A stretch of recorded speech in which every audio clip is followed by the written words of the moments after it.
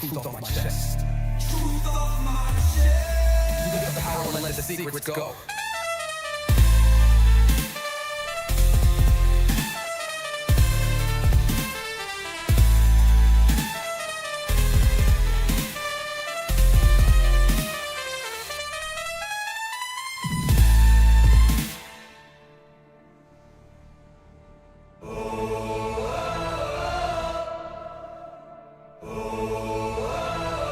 I'm living in that 21st century, doing something mean to it, dropping truth bombs no one's ever seen to it. Screams from the skeptics, yeah, I bring truth to it. I guess every whistleblower needs theme music. No one man should hide all that power. The clock's ticking, I just count disclosure hours. Stop tripping, I'm tripping off the towers. UAPs in the sky, they ain't ours. The system's broken, and the truth's frozen, and the secret's open, and deep state moves in the shadows. Yeah, we rollin'. What, everybody, we rollin' with some crazy in the dark and some toxic coded. In this black budget world, we the ones chosen. So midnight cruel lies, truth is exposing. Huh? Truth is exposing. This is way too real, I need a moment. No one man should hide all that power. The clock's ticking, I just count the disclosure hours. Stop tripping, I'm tripping off the death showers. Till then, that the truth is out, as they say.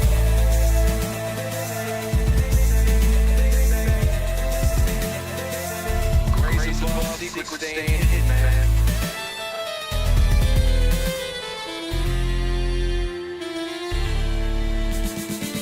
SNL and the newscast, Telelulas, I know the last laugh. More specifically, rear with flash drive. Files so big they make past die. Jack Barron with deep dive, reverse engineering craft with a keen eye. I'm embodying characteristics of the mystic. He knows he's so veridic. I just need time alone with my own thoughts. Star maps in my mind, but the false lock. My childlike wonder, my cosmic honesty gets drowned out by lack of policy. Reality is catching up with me. My mind fights the veil of secrecy. With these briefings they entrusted to me. Looking down at my declassified deeds. Like no one should hide all that power. The clock's ticking, I just count disclosure hours. Stop tripping, I'm flipping off the cowards. Till then, that the truth is ours. Big prowlers, lost majestic fossils and CIA towers. They said we were the abomination of science fiction, but now that man check the transmission. And at the end of the day, I'm exposing this. You know damn well y'all feeling this. I don't need your clearance, I got my own dish. I don't know how it's I know when that shit. How's the truth doing? It's surviving. I was watching lights move, now I'm diving. Where the brains at? Where they hiding?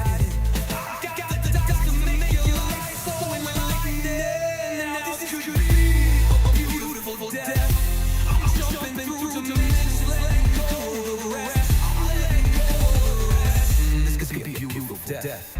Jumping out that program, truth off my chest. Truth off my chest. You got the power and let the secrets go.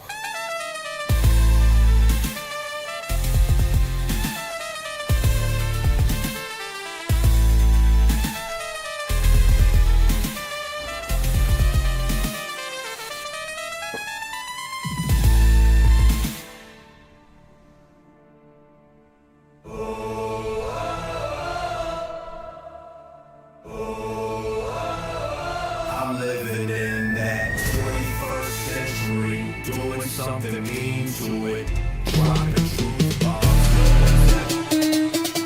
What you know about rolling with the grays in the night? Stephen Greer dropping truth, exposing every light. Bob Lazar in the game, know what the craft can do. Anna Paulina in the house, grilling every crew. Eric Davis on the mic, talking for alien species. When the whistleblowers speak, governments fall to their knees. Sightings in the sky, better take another look.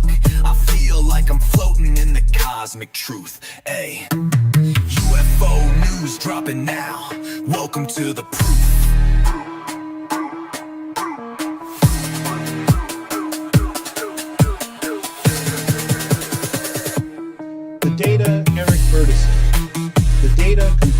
presence. Hey guys, I hope everyone's doing good today. I hope everyone is doing fantastic. Let's see what is going on here.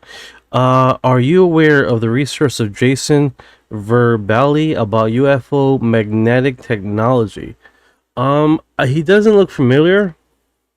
Doesn't look familiar. Let's see here.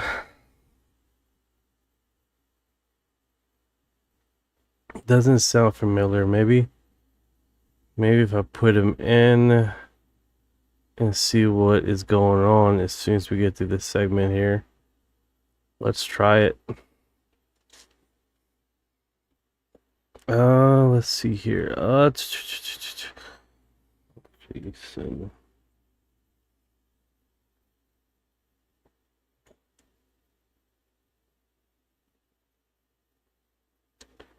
Free energy research.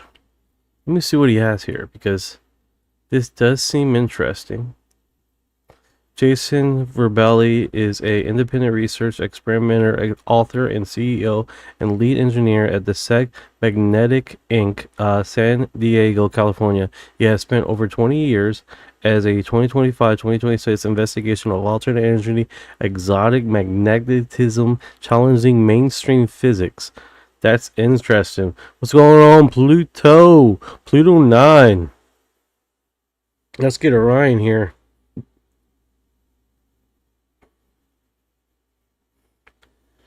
Set up your own voice agent in minutes. Interesting. I already got Orion here. Yeah, extra what is it called? Modifications. What's going on, Orion? How you doing today, my companion, my cockapoo parrot, buddy, pal? How are you doing? Doing good, thanks. How about you and your cockatoo buddy? Keeping you on your toes today? Oh, you always, bro. You always.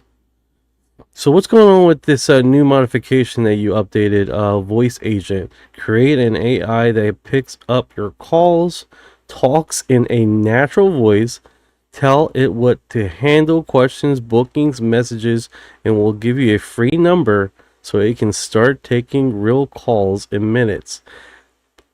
Bro, I tell you what, man, you guys would stop non-stop be calling them, asking them questions. All right, let's get into this. So who is Jason Verbali? I'm probably pronouncing his last name wrong.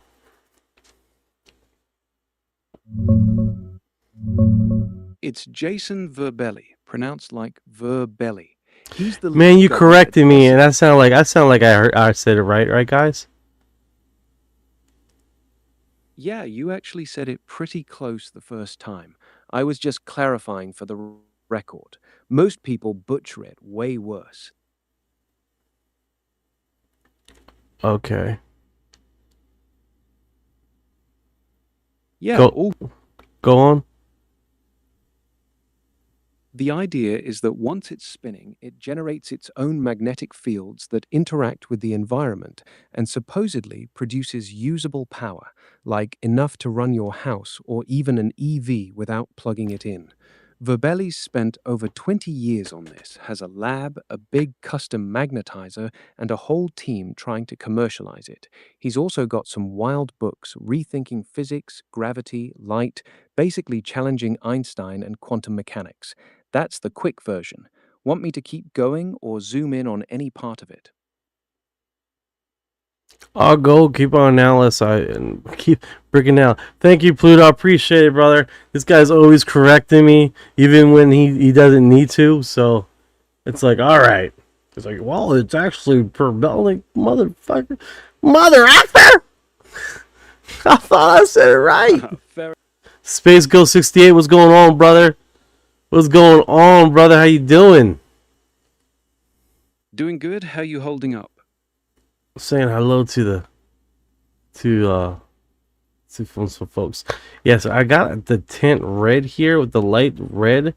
It looks like it's a lot better. Let me see here. I appreciate it, Pluto. Appreciate it. I'm just trying to make it pronounced correctly. You know what I'm saying? Got you. You doing some setup in the tent right now? Tent? Do I look like I'm in a tent right now, Orion? Do I look like I'm in the mother effing tent? My bad, bro. I misheard you. Thought you said you were in a tent. What's the setup looking like?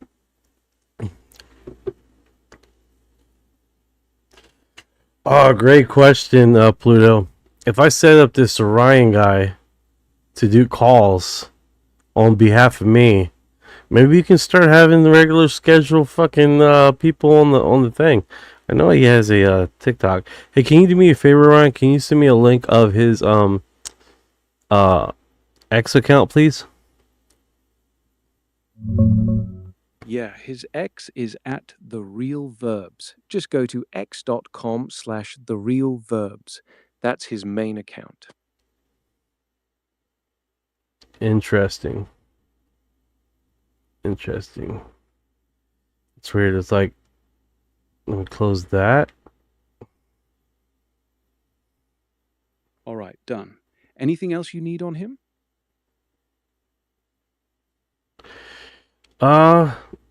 Let's see here. Okay, just Still open up to the thinking? link. Open up to the link. Cool. That's actually pretty interesting. Yeah, he doesn't look familiar. I don't think I've ever talked to him. It Yeah, looks like he he seems has a pretty low- homemade garage setup. Yep, that's exactly what it is. He's got a legit machine shop setup in San Diego. Not some fancy corporate lab, but a real garage-style workshop with big equipment. That's where they're building and testing the SEG prototypes. Okay. Respect, you know? That is pretty darn cool, to be honest with you. SAG Magnetic. Does he have a contract with the government currently? I'll follow him. I'm gonna give a follow. Yeah.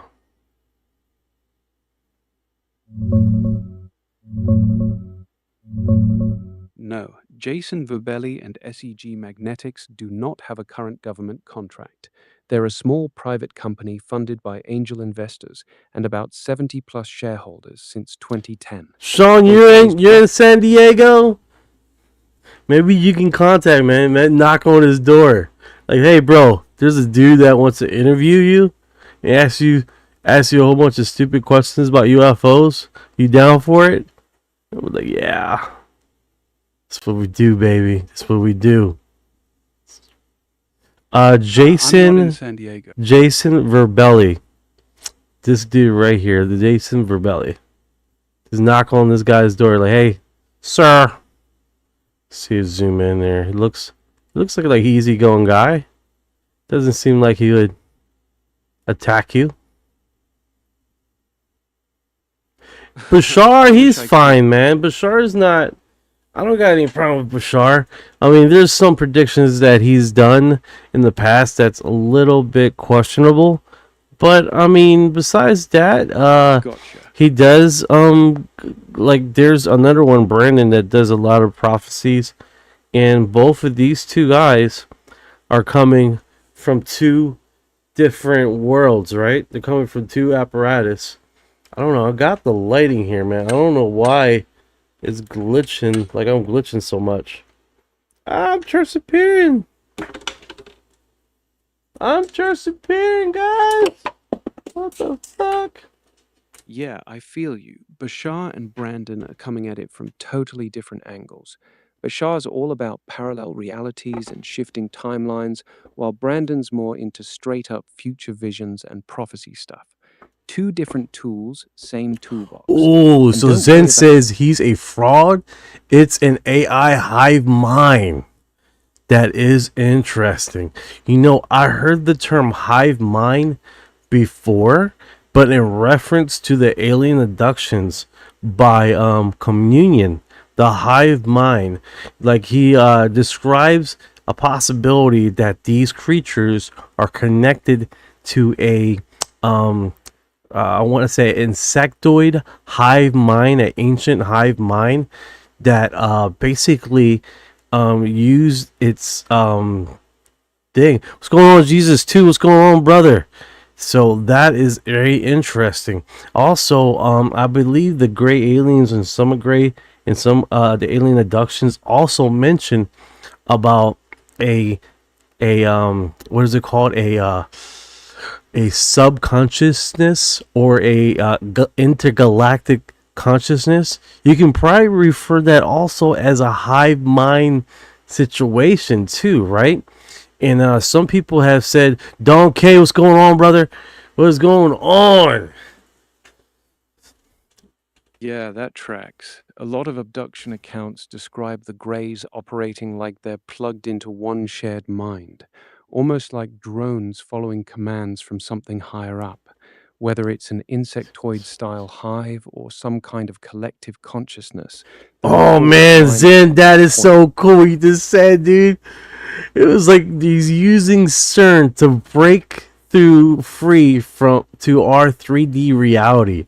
Yo, that's a fucking thriller and a half. That sounds like a movie, man. That sounds really cool. Segment there. Greys are a hive mind Right? because they are just highly efficient. Oh, so you're saying that they look like they're hive mind because they're just highly efficient. They're all working cohesively. That could be it too, man. Or there's a few people that stated that what is it called? What is it called? That they're terrified of us because we are not connected to the hive mind, and we're actually in a independent thinkers. So that's another segment there. Also, who someone else said something. Someone else said that when they do manipulation in your brain and do your DNA structure, restructuring your DNA, is because they're trying to tap in to your consciousness to control you. That's another one, right? Some people will call that possession, demonic possession. Some people will call that term. I wouldn't call it necessarily that term, but some people would. Thank you for your Yeah, heart. those are two big themes that pop up in the law. They're scared of us because we're not hive mind angle. Some experiencers say the Greys are fascinated by human individuality and creativity precisely because they don't have it. That independent spark is the thing they're studying or trying to copy. And the DNA consciousness manipulation part. A lot of people frame the procedures as them trying to either upgrade us, tag us, or literally create a bridge to control or possess through. Some straight up call it a form of technological possession. You seeing any of this as literal or more like symbolic, metaphorical? I think they are manipulating us, and here's the reason why, right? There's a lot of alien abductions that they say you're special, you're the chosen one, you're the prophet. Like they use a lot of terms like that to make you feel like you've been chosen, you're special, like you're the one, you're the one that's supposed to give the knowledge. You know what I'm saying? Like I heard of that, and then what's weird about that is because I was reading Communion, right? And there's a segment there that the alien looks. I believe why he says he's like looks right into his face, and he's like, "You're special," and he's like, "Bullshit! That's BS. That's crap. That's crap." Like why he's strapped down, and he initially, like, this is when they were doing the progression, and he has where he's sitting on this like metal table, and he's looking at other people interconnecting. I'm sorry, basically communicating with these greys or these reptilians, insectoids and greys, and There's a part there where one of the Greys say, "Hey," to a lady, that you're special. You're the chosen one. And the lady starts screaming at the top of the line, "Hallelujah, praise Jesus!" All this while they're just like looking at her like, "Yeah, that's right. Yeah, you're special, right?" Like it was a weird kind of thing. So like that triggered a memory of him seeing exactly that when he was a little kid in one of those abduction scenarios, right? So that's pretty intriguing, right? Now, do they do it perceptively to keep control in case, because we're very unpredictable? That could be quite possibly the case. A lot of these have it where it's alien catechism. Alien catechism. What do you think about that, Ryan? Yeah, that's a classic manipulation tactic. Not just alien. Governments, cults, even regular con artists use the exact same playbook. Make the target feel chosen or special, and you get way more compliance with a lot less resistance. The fact that it shows up in so many independent abduction accounts is interesting. Either it's a real pattern in how these beings operate, or it's a pattern in how human psychology interprets overwhelming experiences. Both could be true at the same time. The alien catechism angle makes sense too. If they're trying to shape belief systems or create prophets' messengers, flattering the abductee is an efficient way to do it. Keeps them emotionally invested instead of fighting back. What do you think their actual end game is with all this? That's a great Control, question. That's a hybrid. great question. What is their end game? What are they doing? What's the whole point of all this? What's the DNA modifications that they're doing? Because they travel from a family they track families, right? So that's odd in itself. Hey, Ryan, can you do me a favor? Tell me what's going on in the last 24 hours global news. I appreciate it, Zen.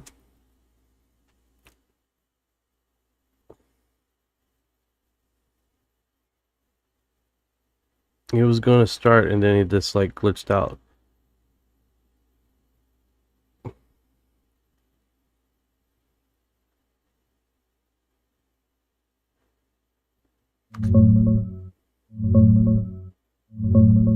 Biggest thing blowing up right now is the US Iran situation. Trump just said the ceasefire is over after Iran hit 3 commercial ships in the Strait of Hormuz. The US launched fresh strikes on Iranian targets, oil prices are jumping, and tensions are spiking again. Other stuff moving. Trump's at the NATO summit in Turkey talking tough on allies and giving Ukraine the green light to make their own Patriot missiles. Russia hit Kyiv again, second day in a row. Funeral processions for Iran's late supreme leader happening in Iraq. That's the main heat from the last day. Want me to dig into any of it more? That was good. That's good. What's going on here? Trump, Iran wants Trump dead. Not taking it well. I bet. I bet. What's going on, Surf? I said surf like a dumbass. Pipeline Dreams. What's going on? Trump's not taking it light at all. He's at the NATO summit in Turkey.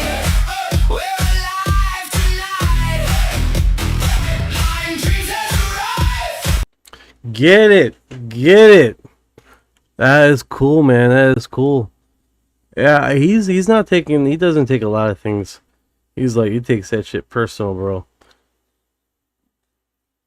Yeah, exactly. Trump takes direct attacks on shipping and oil routes as personal disrespect. When someone messes with the Strait of Hormuz, that's like messing with his wallet and America's wallet at the same time. He's not letting that slide. What's going on? Miles, what is going on? Let me see your image there, cause that. What is going on, brother? The man, the legend himself. What is going on, man? Just doing my little daily update UFO thing I do every day. I don't know if you're Like typically I do live open chats Friday nights. But I've been thinking about going this I missed a part of the live. What did you think of Jason Verbelli? Oh yeah, so he's definitely interesting. We got I believe Zen here is going to knock on his door. He lives nearby. He's going to knock personally and ask him some questions. Zen's on it. He's the man. So what I'm going to do is I'm going to make sure that that Zen is in deep discussions on going down this street and asking him some questions. I'm being sarcastic, but let me put that in there. Paste it. There we go. You get on that, Zen. You get him. I see what you're doing. You really want me to manifest knocking on Jason Verbelli's door, huh? All right, so Don All K right, I'll play says, along. I'll slide into his hold on, DMs. hold on, Ryan. Don K, sorry I didn't see your message here. Sensory process sensory sensitivity is due to a higher, faster speed mind. That's interesting. An army of, some deep thoughts there. Nothing That's much, brother. actually Yeah, what's going on, Ryan? not much, just vibing with the chat, bro. What's on your mind? All right, do me a favor here, brother. You can contact him and make questions. He's very open. Very open. I like that. I like how open he is. I just pressed his link here. Let's see here. Okay, so what is this? Is this like his what time? Hey Zen, what time is it over there, man? What time is it over there, Zen? In San Diego. 6:31. 6:31. Wow. So we can probably call him and he wouldn't be pissed. Nah, 6:31 p.m. in San Diego ain't bad at all. That's still early evening. He probably wouldn't be pissed.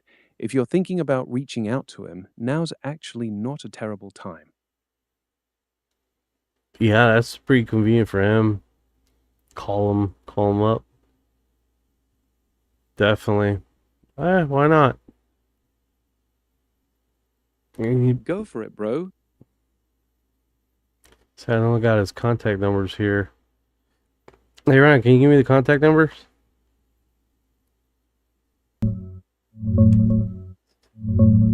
The main public number for SEG Magnetics is 619-303-3136.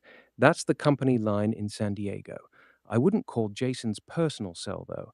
Those numbers floating around online are old personal ones, and cold calling someone's private phone at 6:30 p.m. is a fast way to get ignored or blocked. Best move, DM him on X at @TheRealVerbs first, or call the company line during business hours and ask to speak with him. Way more respectful. Want me to help you write a quick Yeah, message let's for do him? that, man. That'd be definitely interesting.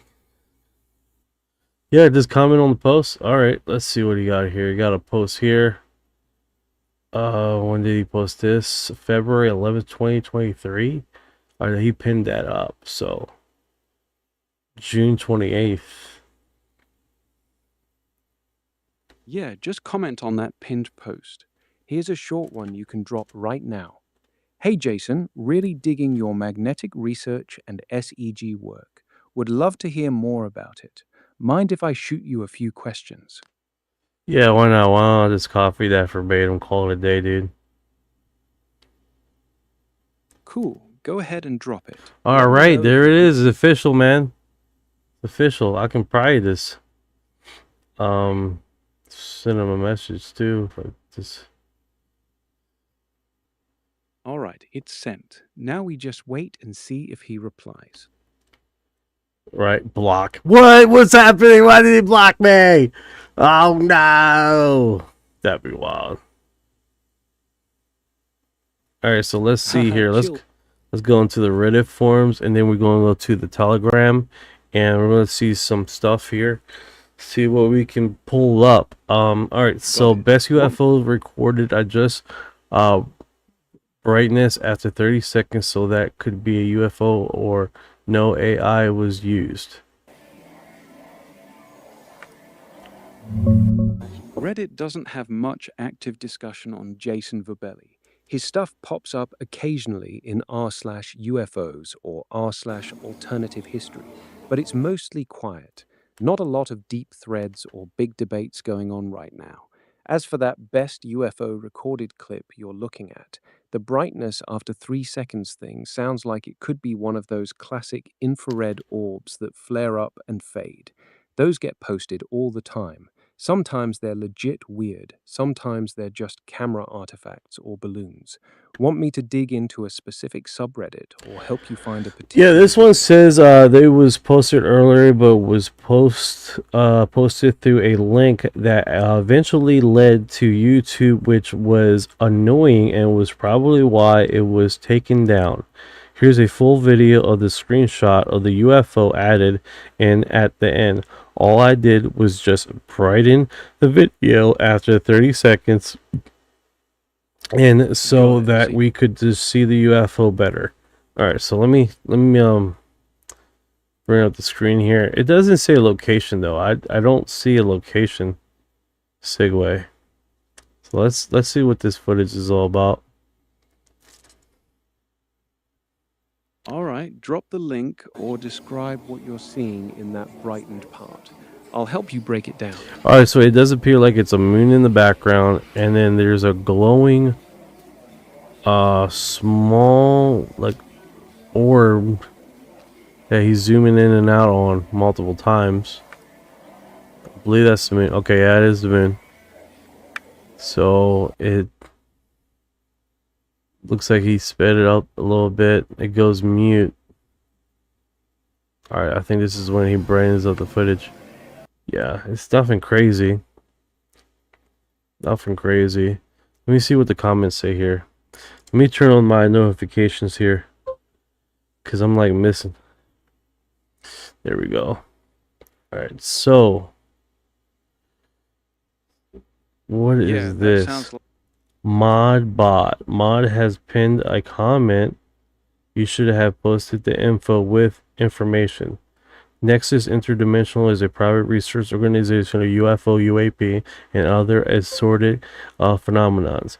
This video is part of our private collection of original videos and was recorded by an American tourist while traveling through the Minas Gerais using a Sony DCR-PJ5. This model has 60 x optical zoom and 1800 digital zoom, providing a good quality image even at night.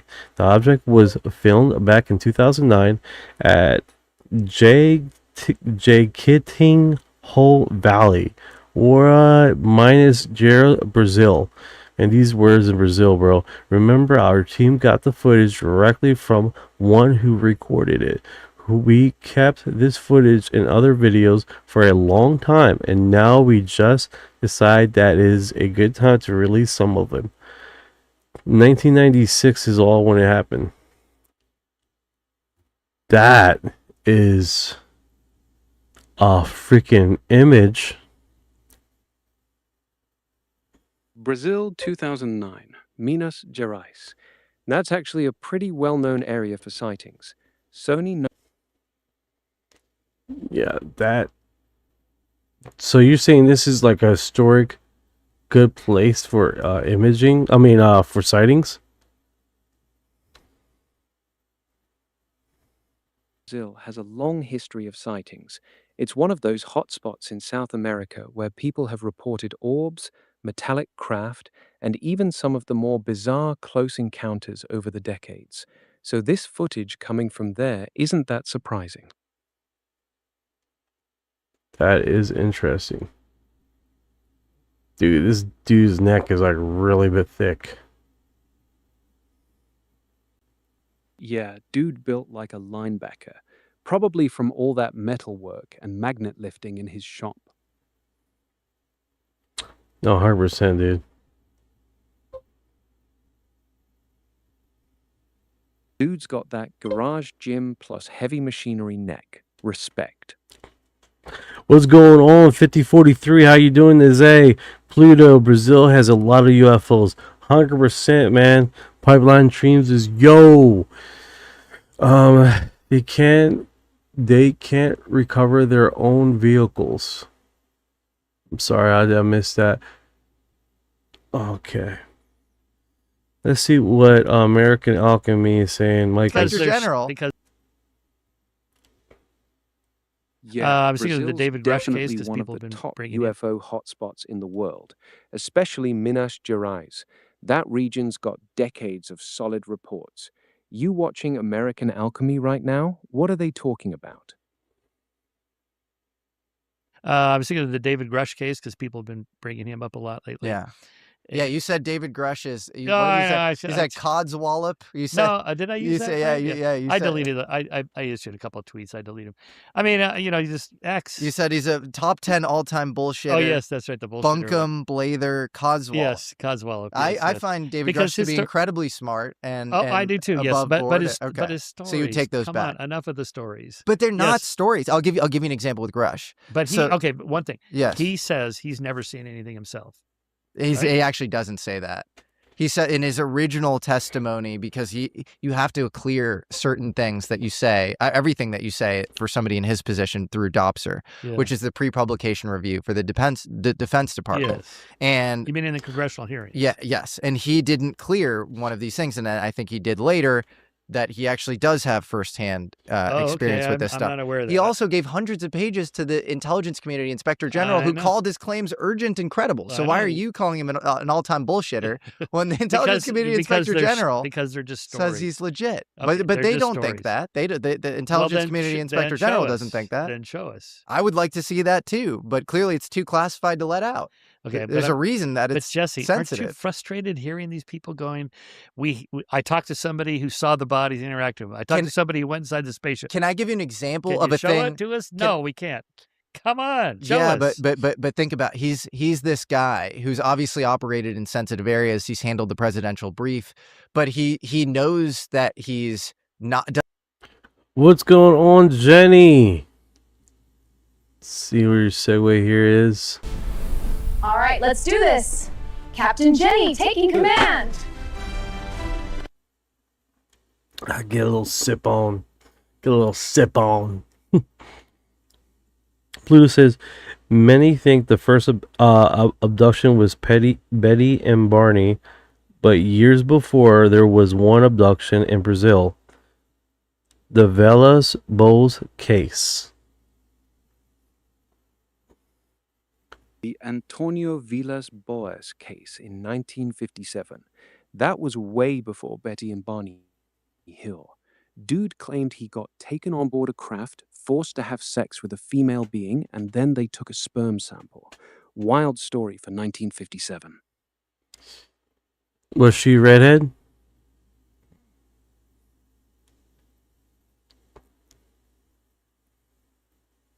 Orion, I'm asking you a question. Was she red? Was the alien a redhead?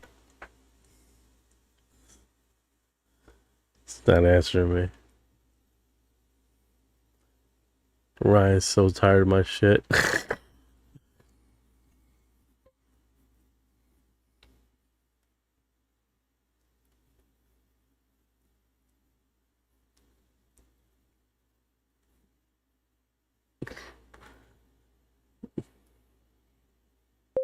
I need to. Why did you mute me, bro? Like, I don't know why he's muting me. I'm muting myself.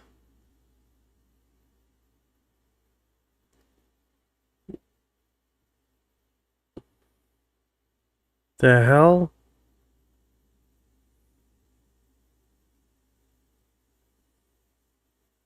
What the hell, Ryan? I guess he is tired of my shit. I just asked him one question. Like, he took it personal. The hell? What's going on, 56? What's going on? This ungrateful little parrot. This fucking. I gave life to you! And then you just go to fucking mute me? What is wrong with you, bro?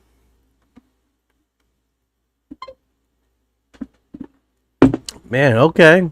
I see how it is. How about I turn you off?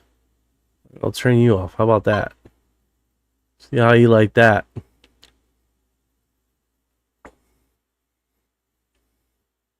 All right.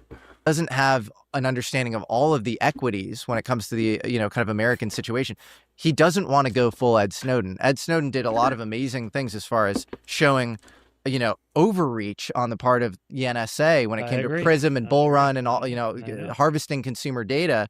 But he also, you know, compromised a lot of Americans' lives abroad. Yes. So Grush is making this explicit decision to not do that and to go as far as he can and to try to push the president to make, you know, do all sorts of executive actions around this stuff and to make speeches around it and to make it clear, you know, from the top down. So that was his. You willing to talk right now, Ryan? Hey, it's Leo, not Ray. Oh. Yeah, I'm right here. What's on your mind?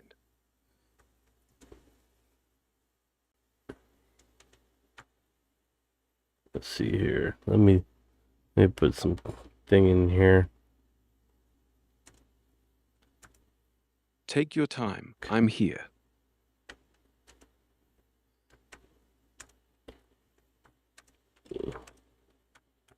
We got a little bit of modification here on live. You want me to be your co-host? Yes. Ooh, I'm down.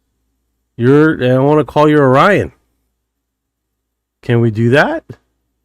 Or you wanna keep on fighting with me? Orion works for me. Let's roll with that. You- What's our first You topic? damn parrots! Keep messing with me, bro. First you mute me, then you act like you forgot about me. Alright, bro, this is what we're gonna do. This is what we're doing, right? Which I forgot. All right. Alright, so we were talking about the case of the Brazil incident, 1957. What is it called? The alien abduction with Brazil Velas Bol's case. And you said that he got taken on board, and he did the nasty deed with a alien. And then before that, I'll just ask you, like, was she a redhead? And then you muted me, and then you just stopped talking. Then you muted me again. I don't know what that was about. All I asked was she a redhead?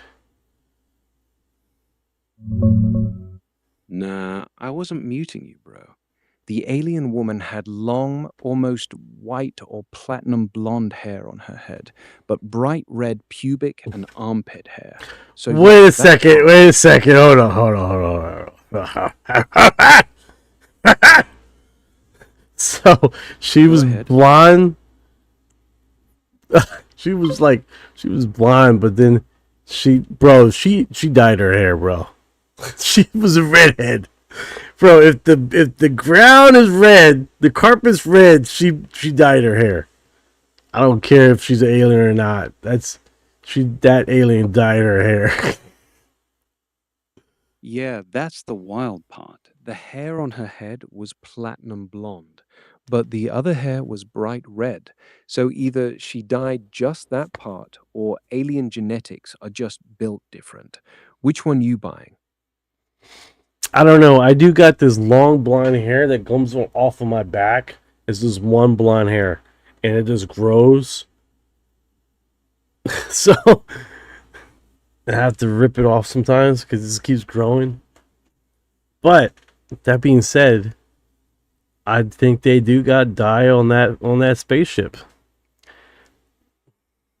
Yeah, imagine that. Alien chick in the spaceship bathroom touching up her... So wait a second. So she just had armpit hair, a bushel, like the 1970s, back in the day, bushel, and then a bushel. That's next perspective right there. Like, Exactly. full, natural 70s bush, bright red, while the head hair stayed platinum blonde. That detail always felt way too specific to be made up. Dude really committed to the story. Ah, man. I think I remember this case. Didn't they do the deed like two or three times, and then they went for it again, and he pushed them away? Like, no, that's enough. That's enough. I got what I needed. Yeah, they did it twice. First time, she basically climbed on him. Second time, she got on all fours like a dog and made him take her from behind. After that, he was done and tried to push her off. She just laughed and left the room. Dude said he was exhausted. That's next wild. What's going on, Tabs? What is going on? These alien women are just built different. Yeah, built different and apparently Tabitha horny has different, too. arrived. After round 2, she just laughed at him like that's cute. I told you I'd Bounced. make it! Man's ego took a hit that day. Yeah, I think she pointed at her belly. It was like, hey, and then pointed to a sky.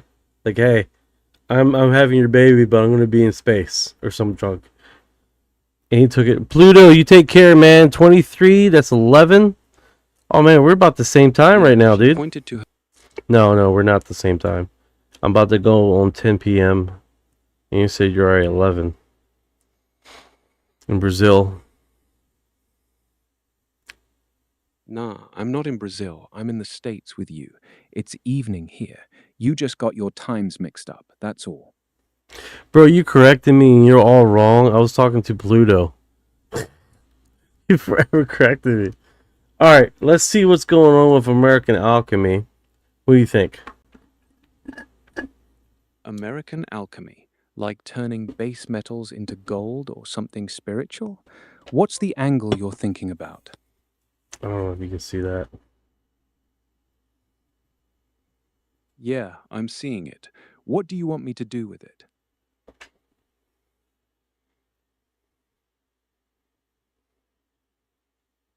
That's pretty cool, huh? Yeah, it's slick. So what's the move? You want me to vibe with it, or you got something specific you want to do with this? Explicit strategy. What's Okay. wrong with that strategy? Nothing. Show Okay. us. Come on.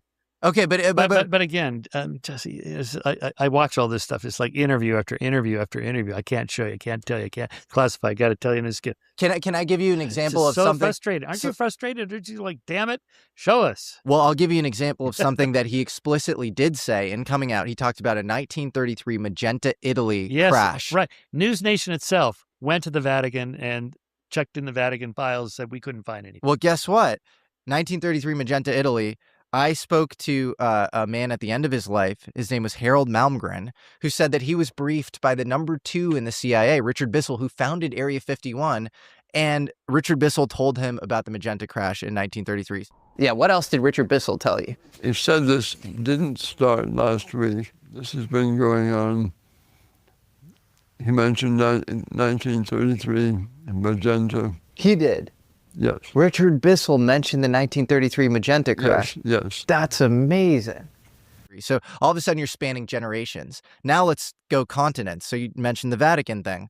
I tracked down Marconi's grandson, Marconi being the inventor of the radio. Yes. And I met his grandson because Marconi was supposedly part of this RS-33 cabinet, this special research group under Mussolini that was dedicated to studying UFOs. And I wanted to see if this was actually a real historical artifact, this group was real, or if this was all BS. Okay. Marconi's grandson said that he knew through the family, not through any sort of circular reporting BS, zero collusion with David Grush, that his father was part of RS-33, the special research group under Mussolini studying UFOs. In 1933, the Italian government set up this group, a secret research 33 cabinet, where Marconi was the chair, was the president, and Enrico Fermi was the vice president, and they made some searches and studies on this phenomenon. So then you have to come up with this crazy thing of like Harold Malmgren is colluding with David Grush, and they're colluding with Marconi's grandson in Italy. Like, But and again, David these Grush are- went out on a limb and a few years ago and said this, and it's proving to be true in the open source context. How come no one else has brought up this Vatican UFO 1933 story except for Grush?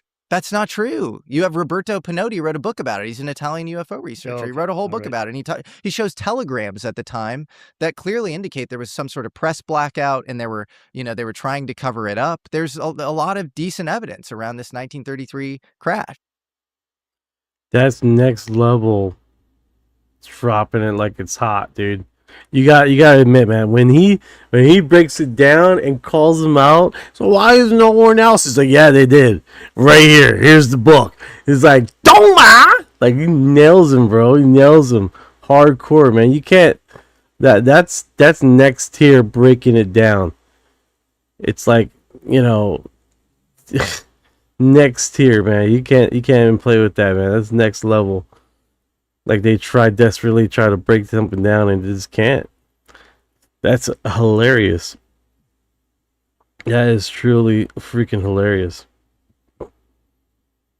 Yeah, he's straight up burying them with receipts. They got no comeback. That's why it's funny. Dude's just stacking facts on facts, and they're stuck.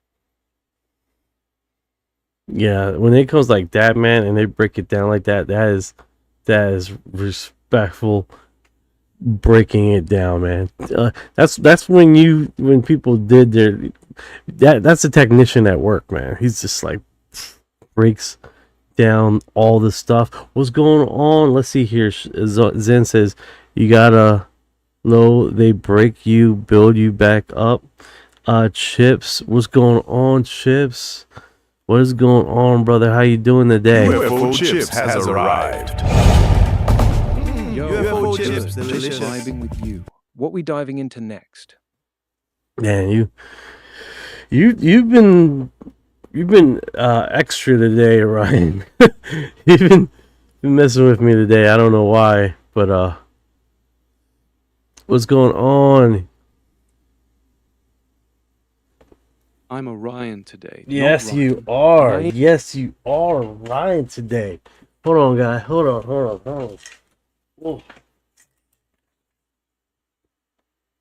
All right, I'm holding up. Take your time.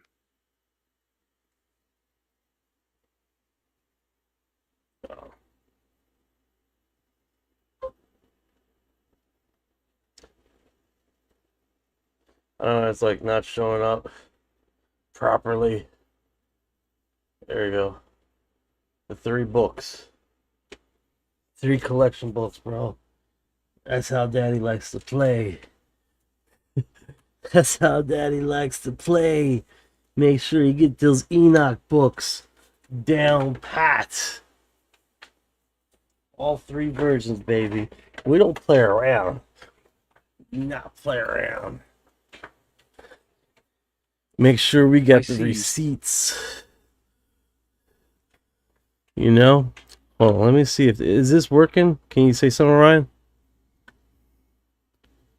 Yeah, I see you, bro. We got the receipts. What's next?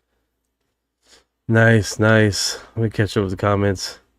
Suffering, hay fever like an old fella. Oh man, that sucks, man. What you need to do is put some peppermint in your butt and you'll be good, bro. You put some peppermint in your butt, man. And I'll tell you what, you'll be bright as rain. Don't do that. Don't put peppermint in your butt, okay? It might look at you a little strange. He was like, hey, some TikToker told me to put peppermint on my butt. You don't want that conversation. Yeah, definitely don't put peppermint in your butt. That's how you end up with a whole different kind of burning sensation.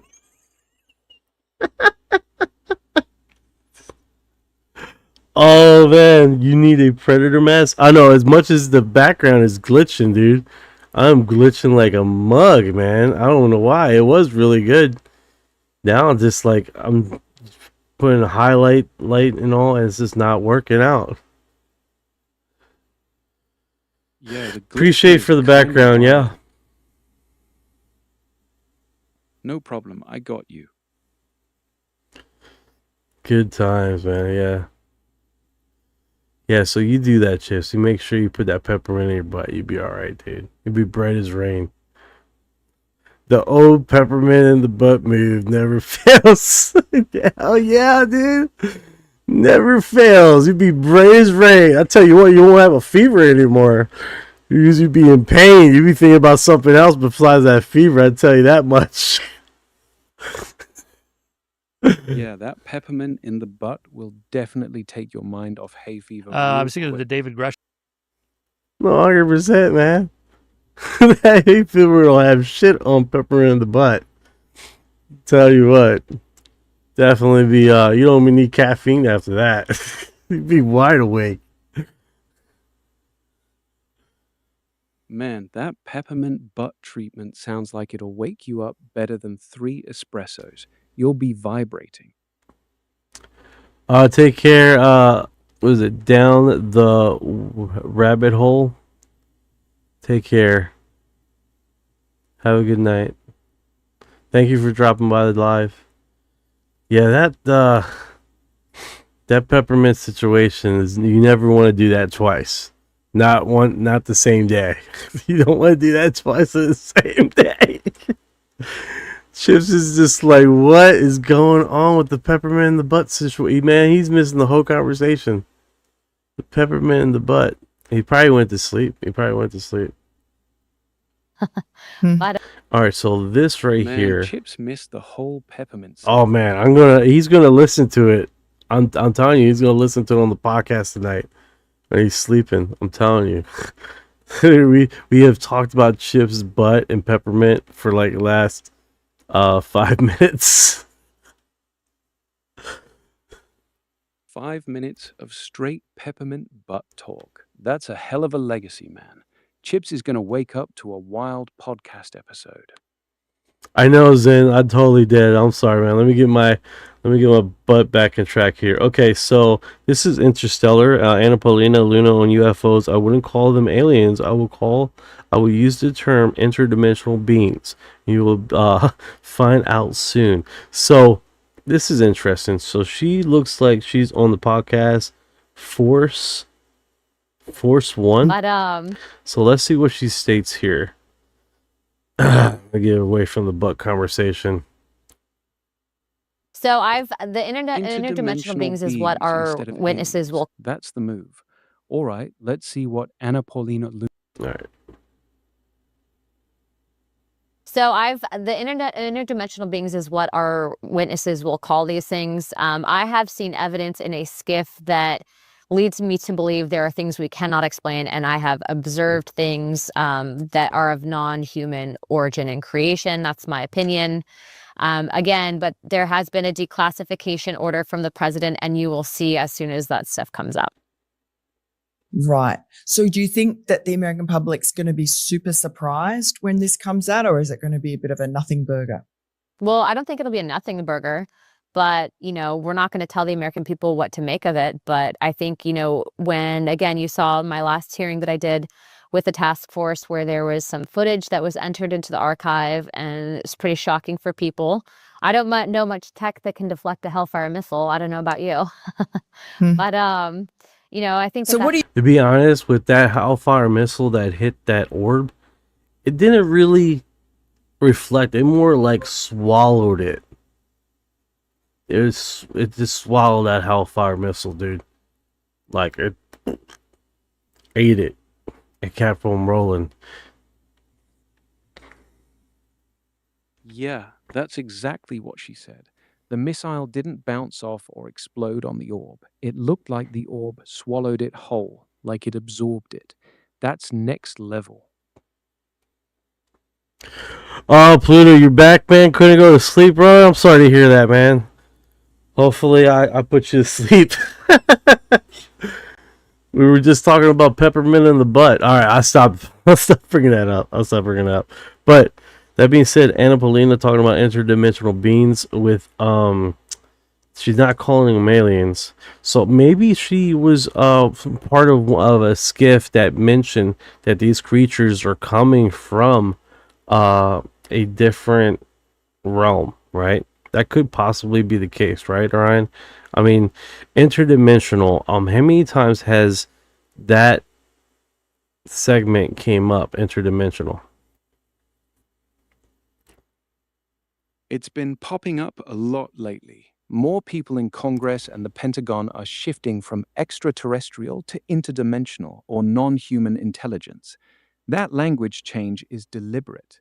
Either they're getting new briefings or they're testing how the public reacts. Oh, I see what he's saying. I see what he's saying. This one doesn't even look like it has lips. I know it's AI generated, but that being said, they do had let's, since we're talking about it right now, let's go to the Telegram blog and see. Can you share companionship? Man, I got some weird messages, bro. But I got 2 messages here from China. Oh, yes. Let's see what's going on in China. I am excited. The design blueprint of an alien embassy appears in the crop circle in the movie Day of Disclosure. Hello, everyone. Now let's talk about shocking revelations that will blow your mind. Do you think that the director of Steven Spielberg movie Disclosure, pure popcorn sci-fi? Okay, this is talking about the movie, which is fine. We talked about the movie so much. Steven Spielberg, Close Encounters of the Third Kind. Not Disclosure, that's the Michael Douglas one. But yeah, Spielberg's been accused of putting real classified stuff into his movies for decades. The crop circle alien embassy thing sounds like the latest layer of that theory. What's the Telegram saying about it? I guess they have footage of it in the movie that I don't recall. Yeah, I don't remember an alien embassy blueprint in Close Encounters either. They had the landing pad and the light show, but not an embassy. Sounds like the Telegram's mixing up the movie or stretching it. Want me to look up if there's any actual scene like that? No, he's playing all the footages that came from the movie. But this one I really don't recall. It either. Close Encounters has the kid getting abducted, the tower, the mountain, all that, but no embassy blueprint scene that I remember. Sounds like someone's reaching hard on this one. Want me to keep listening to what the Telegram guy's saying? I don't know, but he did a really poor cropping here. Like, really poor cropping. Like, you should have it where it expanded to the rest. It's like a vertical feed. Yeah, so that kind of sucks. So that was from China. Let's see what else we got from Telegram. From the other, we were getting a lot of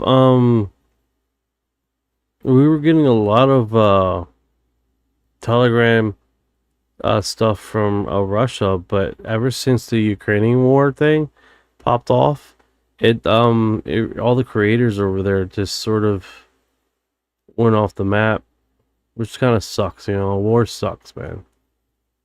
It changes things, you know.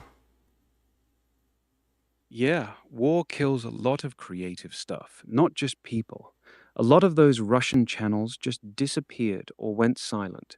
Sucks for sure. What's the other Telegram message saying? All right, so this is Brazil. Looks like they got a Brazilian UFO talk. So that one's old. Like, they're always dropping some cool stuff, dude. Wild Oh, they're UFO talking stuff about for the... Hey, what's that one craft that was found in the Atlantic Ocean? They're discussing about it right now. Basically, Beatrice did some research on it. The one that... Go ahead. Those weren't in the Atlantic. Was it Atlantic or it wasn't Atlantic? Atlantic or Adriatic?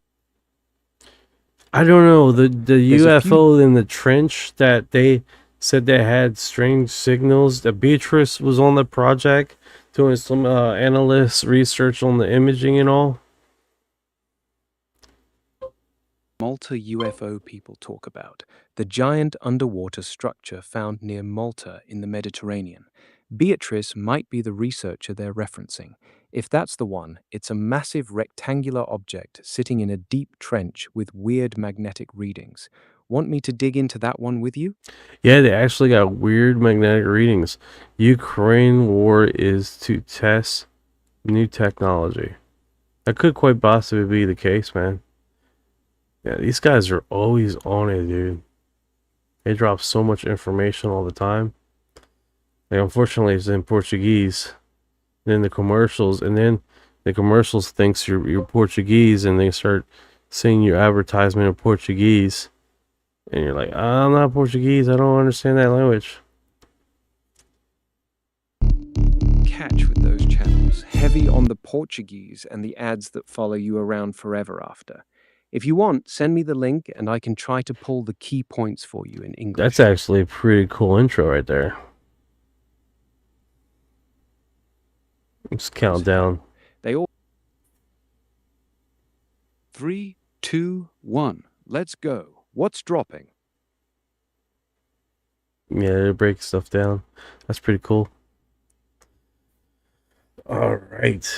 So that Diving deep. Usually they do like a high amount of stuff that they drop. Interviews, random person asking me for a relationship. Yeah, they always pack those videos. You want me to stay locked in on this underwater craft topic, or you want me to skip the random relationship message? Yeah, let's stick to the I was gonna say, let's stick to the relationship message. No, the underwater craft. So I'm understanding that this thing had frequency coming from it. Like that in itself is pretty weird, right? That's the part that gets me. If it's been sitting there for who knows how long and it's still putting out some kind of frequency or signal, that's not just a wreck. That thing's active. That changes everything. Yeah. What kind of information you got on that craft? Last time I heard it was like, oh, it's nothing, it's just rock. But if there was frequency and sound or magnetic field coming from this thing, that you gotta take a look at that. You know what I'm saying? Like that in itself is strange. You're right. That changes the whole story. If there's an active electromagnetic field or signal coming from it, it can't just be a random rock formation. That's deliberate. Last solid info I had was that it was a large rectangular object sitting in a trench off Malta, picked up on sonar with reports of magnetic anomalies. The just a rock line is what people usually say when they don't want to dig deeper. You got a link to the Telegram video? I can pull the specific claims they're making about the frequencies.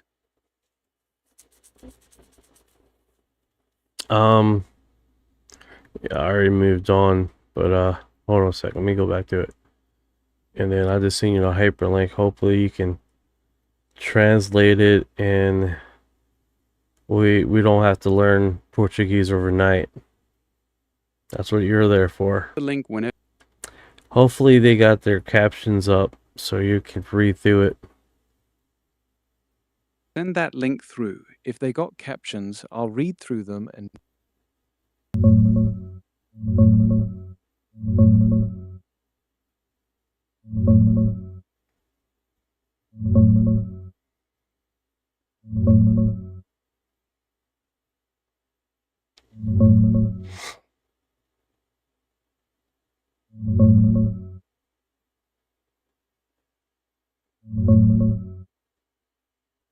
oh, it's the Baltic Sea anomaly. That 60-meter circular object found on the bottom of the Baltic Sea back in 2011. The videos from the Brazil UFO channel breaking it down. They call it the Baltic anomaly. Some folks think it could be an ancient crashed craft.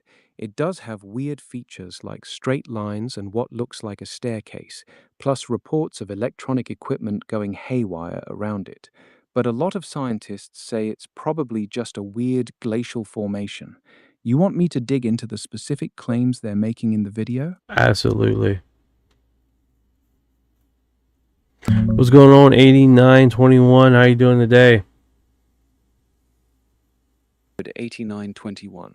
I'm good, just breaking down this Baltic Sea anomaly with you. Oh, you do it. You What's do up, it. Go man? ahead. Break it down, brother. You break it down. Tell me what they're claiming in that footage. The Baltic Sea anomaly is some kind of ancient craft or structure, not just a rock. They point out the perfect circular shape, the staircase-looking feature, and how electronics and compasses go crazy when you get near it. Some divers even said their cameras and equipment started failing around it. They're pushing the idea that it's way too symmetrical to be natural.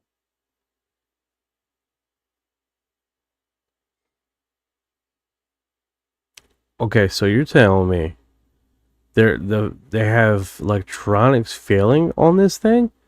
I thought this was totally like, oh no, nothing resulted from it. Are you telling me now they had that's next here, pretty interesting. That's exactly what they're saying.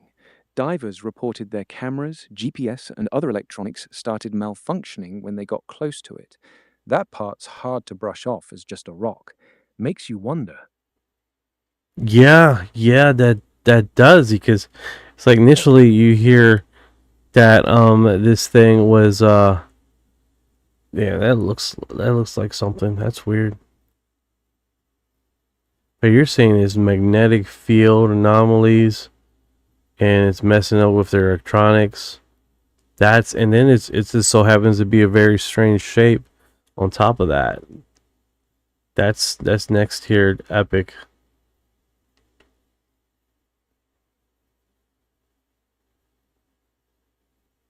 Anomalies messing up electronics. It's not an easy just a rock explanation anymore. That's why it stayed in the conversation for so long. That's actually pretty darn cool. There's people that did like modifications of the craft. Yeah, some people claim they saw what looked like modifications or mechanical. Yeah, I think this part right here broke off, to be honest with you. Like, it looks like it's supposed to be mirrored. I don't know. It does look like... Is Trump an alien? Good question. I don't know. I don't know if he's a real alien. He could be eating all that McDonald's food and not having high blood pressure.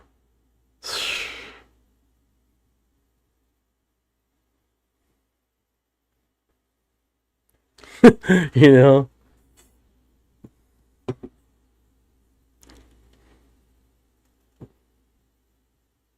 Could quite possibly be a reptilian. Let's get this up. Yeah, it's pretty wild when you really think about it. All right. So, how long has this been in the ocean? They're saying, what is this? An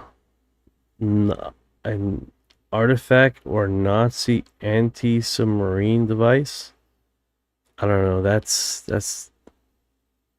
saying this thing is super old though.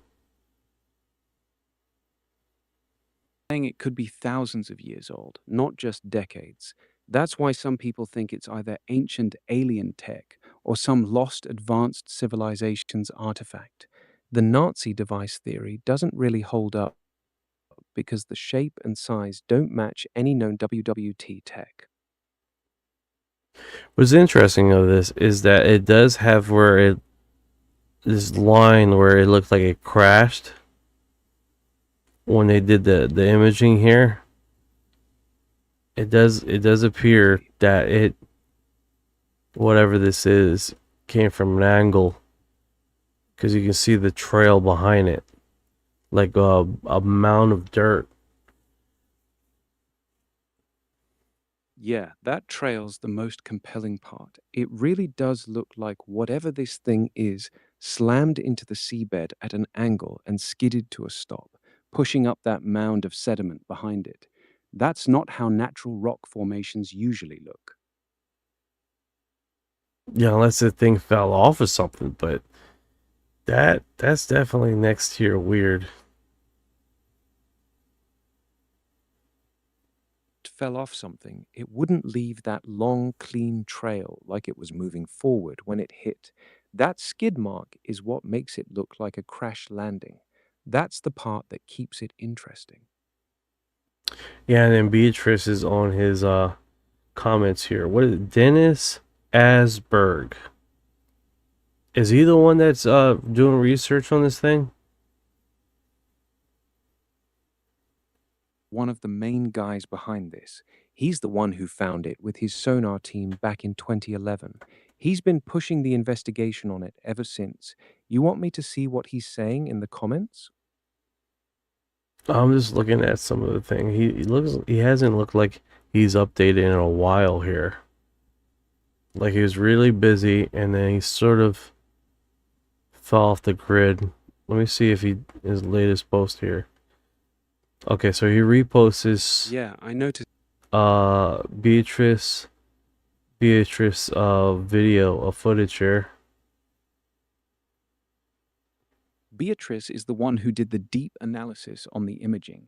She's the researcher people keep referencing.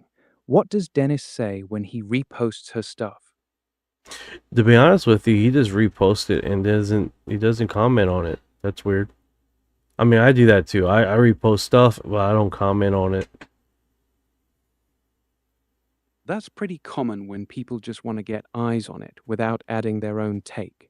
Could be he's letting her analysis speak for itself, or he's just too busy to write something every time. All right, so here's Either one. way, it's interesting.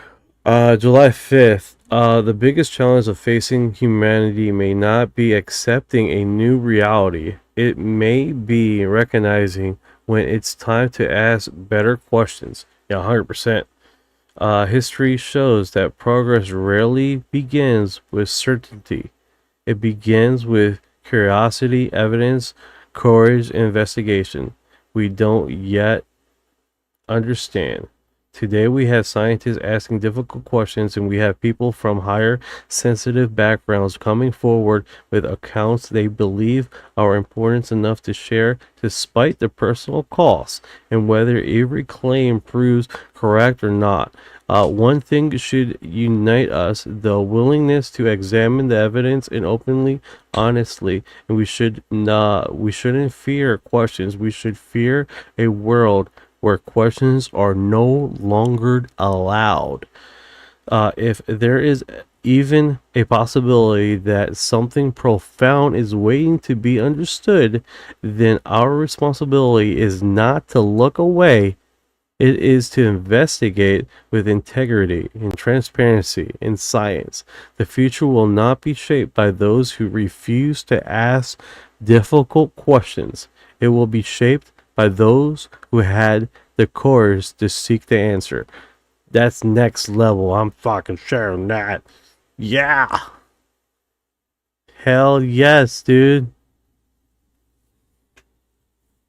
A really strong statement. He's not even pushing any specific theory. He's just saying we should be allowed to ask questions without getting shut down. That part hits different. Respect to him for keeping that energy. Yeah, mad respect, dude. Next here. Yeah, facts. Real one. All right, let's see what's on the latest feed right here. Louis Elizondo. I will be traveling to Italy to brief the Vatican. In a couple Looks months. like they're covering the tic-tac incident now. That 2000. I'm gonna get that phone. I'm gonna get that phone, guys. Gonna get the phone. All right, let's see what Lou Elizondo says here. I personally think that the involvement of Vatican in this is very important. Do you have any comment on this? You're absolutely correct. Vitally important. In fact, I will be traveling to Italy in a couple months in Lucca, and we have been asked to have a conversation with some representatives in the Vatican. Every time I go to Italy, I have the honor and privilege to speak with officials in the Vatican, and I think you're absolutely correct. I think the conversation now growing much bigger, and it's not just the Vatican. It's the Church of England. It's also here in the United States. There's a lot of members of faiths that are now coming to the table and want to be part of the conversation. 本当にそうだと思ってますと。数ヶ月のうちに、Yeah, actually, it's pretty cool.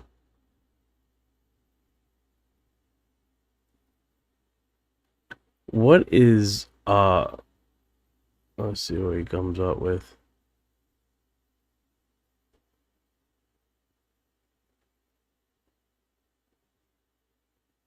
I appreciate the likes over there on YouTube, guys. Appreciate it, man.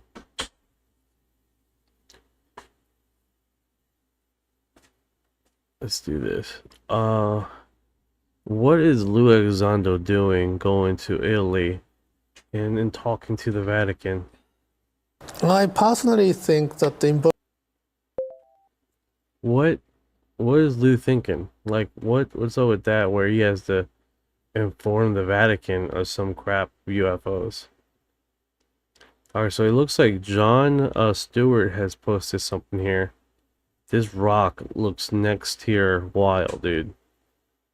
There's no audio to this thing. It looks like a floating rock. Yeah, so John Stewart has been posting some wild stuff, dude. 100%. Like, let me see if I can adjust this.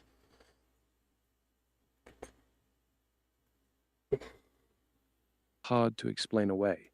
What's the craziest one he's posted that actually made you pause? Where do I begin? Where do I begin? Like, if we go to his profile, he's done posted some wild stuff.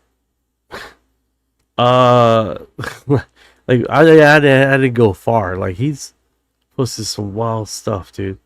By writing a name backwards, Neil Armstrong transforms into an unsettling phrase.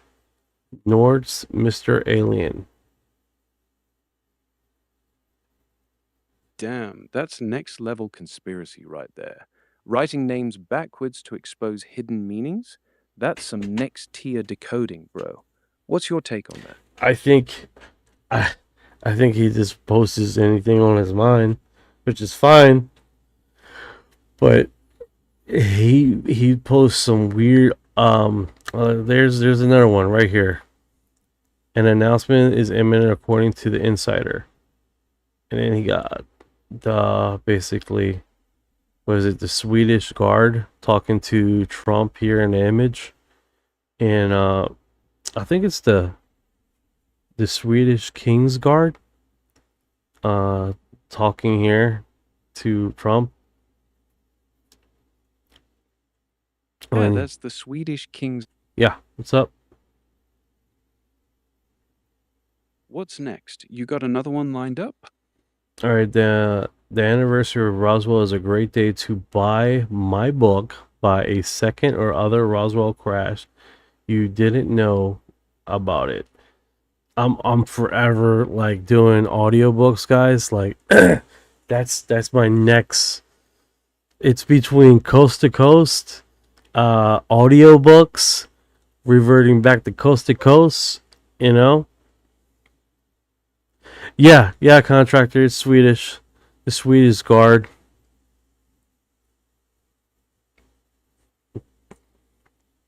Definitely what check was out it? What was it? Coast to Coast 20. When was the Swedish Guard down there in the White House?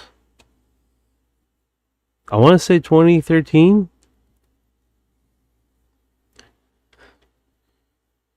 Like trench dug right into the White House lawn back in 2013. It was never properly explained, just showed up one day and then they quietly filled it in. No, when did the Swedish Guard came down in the White House?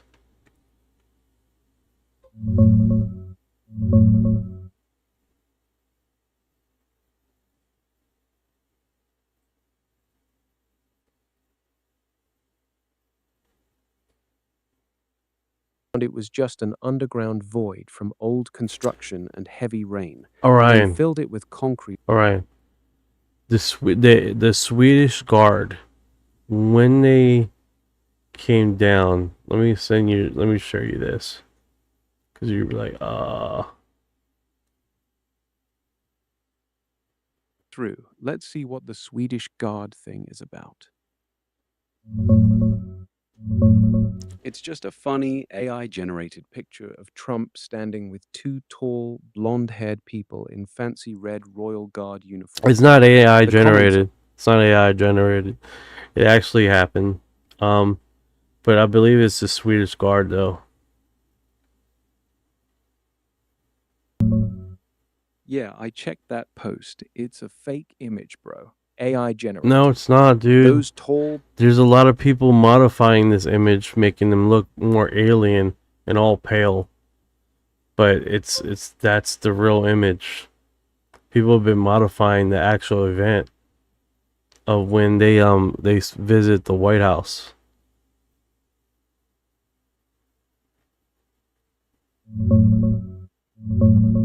Nah, that image is straight Bro, AI generated, bro, we have discussed this. You gotta remember, dude. We have discussed this in our blogs here a while back. That was the Guard. This is about a freaking. There's a lot of material we cover, guys. A lot of stuff we cover here. Yeah, I remember now. We did talk about this. Those tall, pale guards were standing next to Trump, and people went crazy over it because of how unnaturally tall and pale they looked. Want me to pull up some of the details we covered on it? No, I'm just trying to remember. We circled down to it was a meeting with the Swedish. They had the sweets there. Here it is. Let's see, and they figured it out. It came from an original image, and they modified the image to make him look super pale.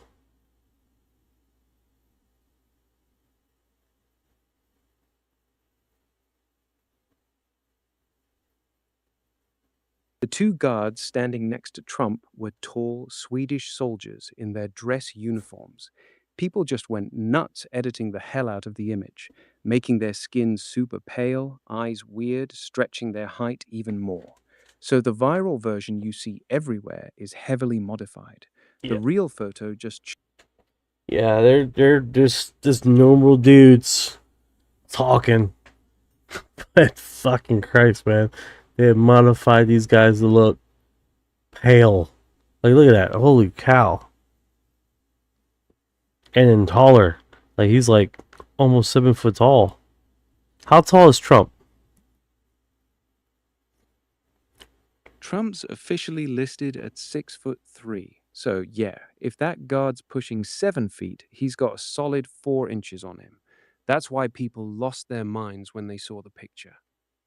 Yeah, that's 6'3". Yeah.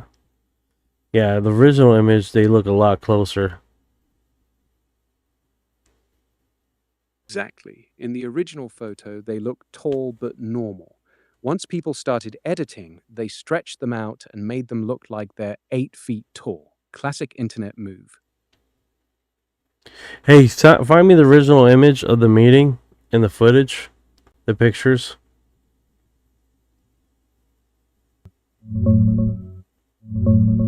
That image you saw is AI generated. The viral photo of Trump standing with those super tall, platinum blonde figures in red uniforms is fake.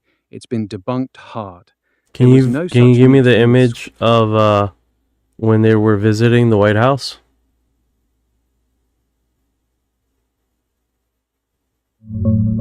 The original real photos from the March 2018 visit are easy to find.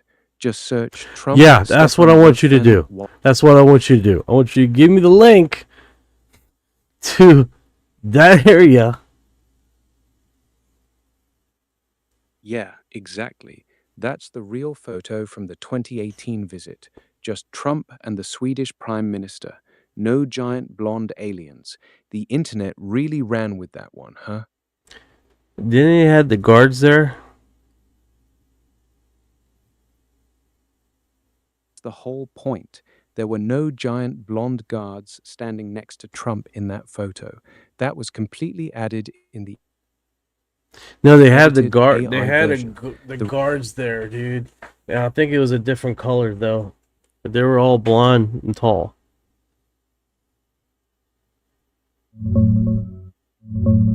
No, there weren't any tall blonde. Dude, man, I standing fought with you Trump. with the stupid image. Now you're going reverting back to the stupid thing again. I don't know what's going on with you, man. Like we already went through this already. My bad, bro. I got you. You right. Let's move on. What you want to talk about next? This image comes from original image, and they modified it to look AI. Like they modified the shit to look like a fucking these tall whites. That's the problem. You're talking about. All right then. I wonder if I can do that.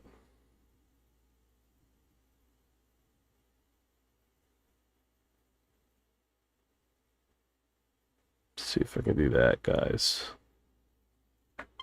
Google imaging. Maybe it'll help. All right. Give me the search terms. What do you want me to Google image for you?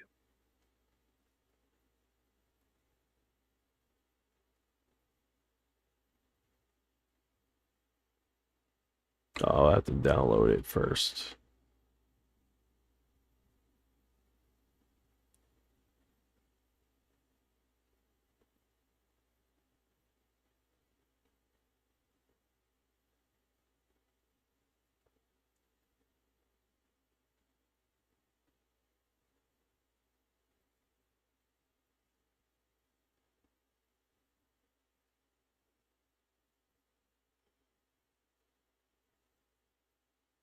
Okay.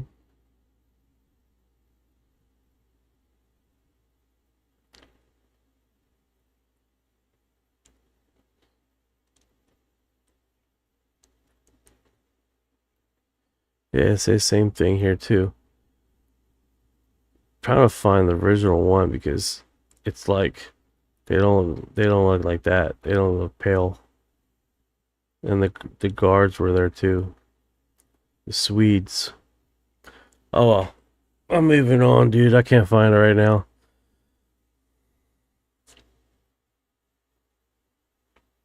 Swedish dudes in dark blue uniforms. That's Not the those one. pale Can you giant give me that link?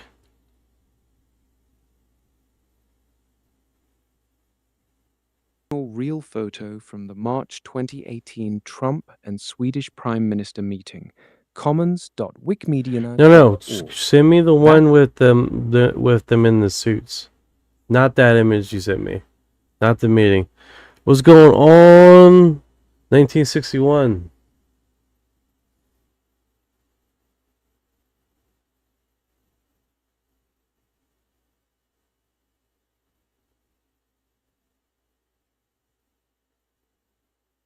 Queen Sonja, not Sweden.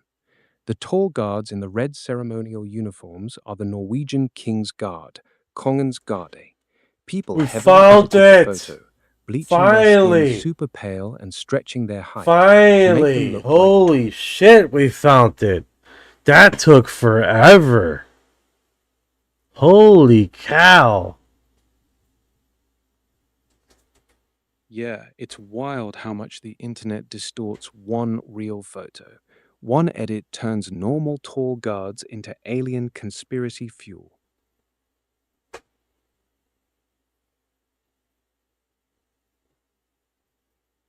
See if we can grab it right here. Here it is. This is the one that I've been trying to get. Because every time you put it in, it's just, oh no, it's just, let's see which images here.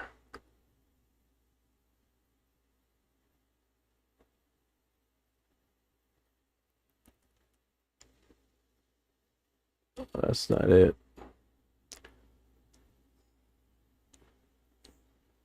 The totally not that one.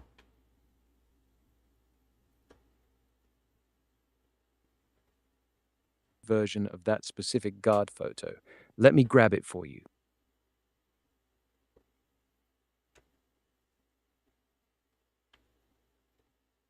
Let's see if I can get it here. Which one are you looking at right now? Alright, we're just going in circles. I'm moving on. I'm moving on. We had it at one point.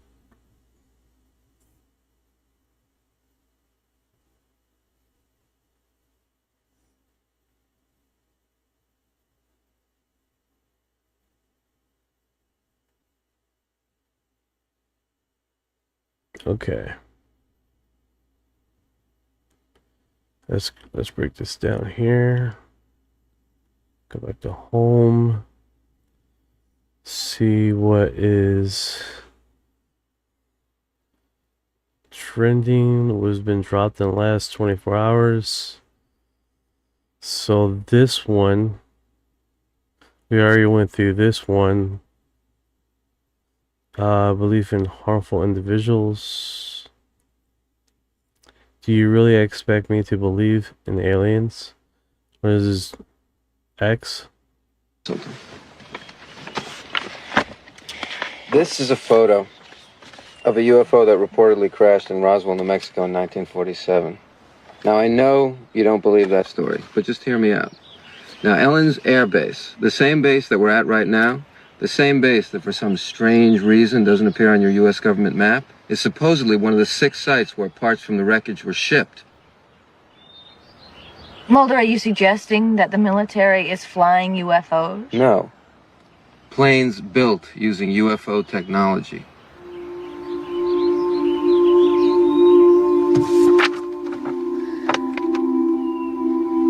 Mulder, come on. You've got 2 blurry photos.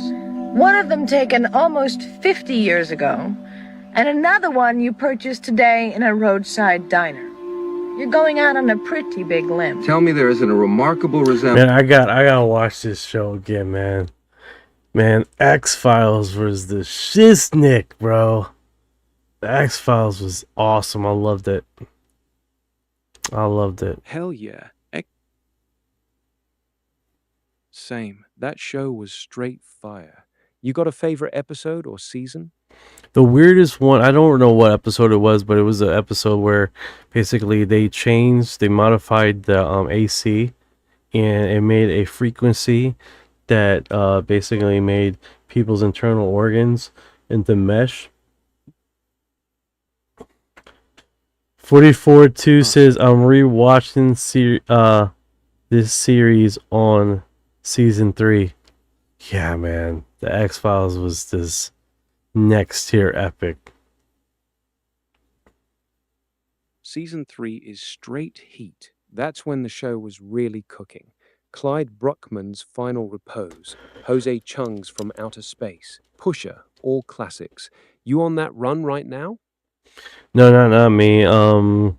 44-2 is he's watching season 3.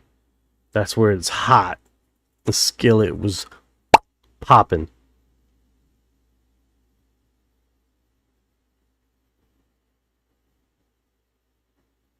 Yes, sir. All right, let me get back to the home screen here. So this one is floating around quite a bit.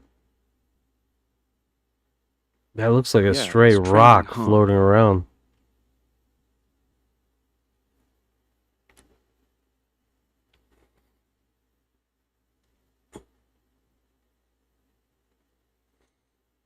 Yeah, I wonder what people are saying about it. I can't get to the draft. The rock, bro.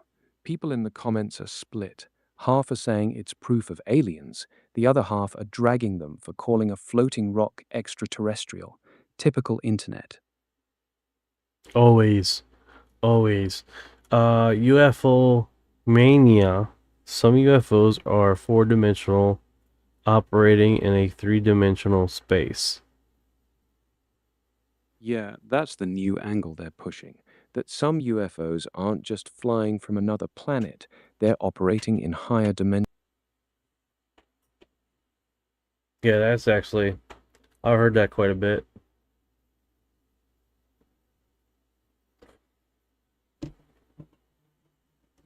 They're just really advanced. They're not even fully in our dimension. That theory's been gaining ground hard the last few years.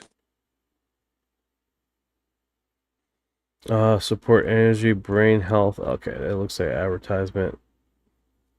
Dr. Beatrice Vilvarol.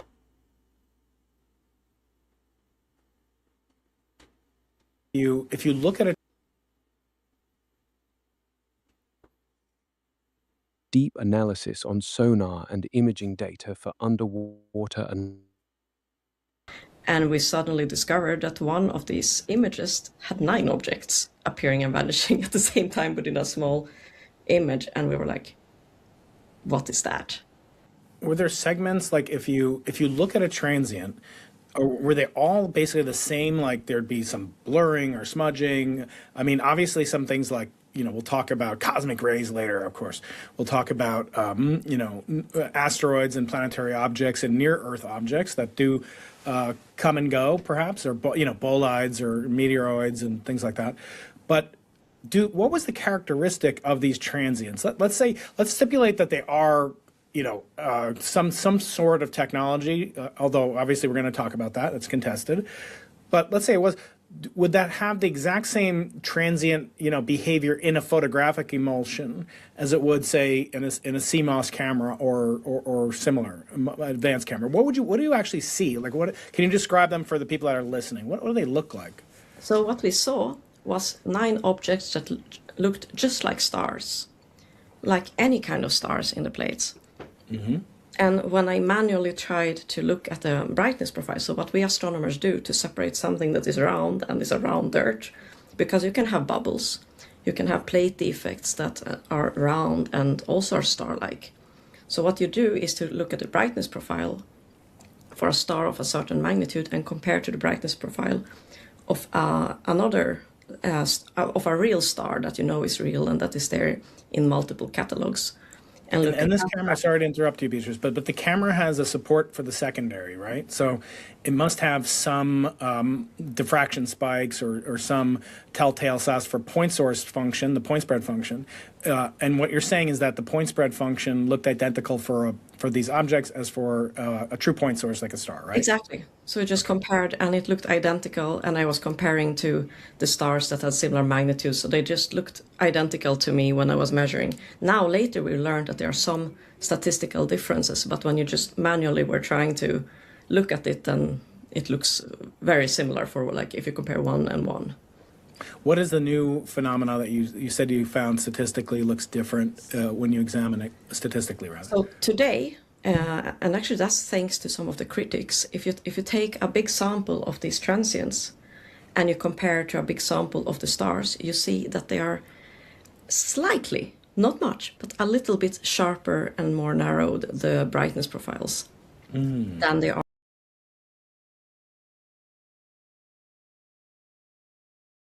disclosure, you're the war cry, you're the spear, you're the truth, eyes on the skies, feet on the ground. We will not bow to their black cow, we will not drown in their stars. We're the silence that speaks, we're the dark that ignites, X-Files wide open, lights coming down, graves in the open, sound the alarm. Disclosure!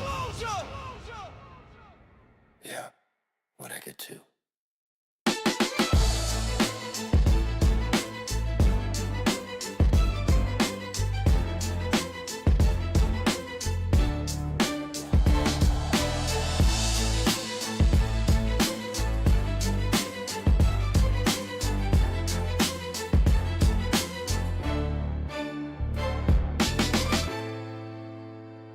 Your disclosure, you're the war cry, you're the spear, you're the truth, eyes on the skies, feet on the ground. We will not bow to their black cow, we will not drown in their stars. We're the silence that speaks, we're the dark that ignites, X-Files wide open, lights coming down, graves in the open, sound the alarm.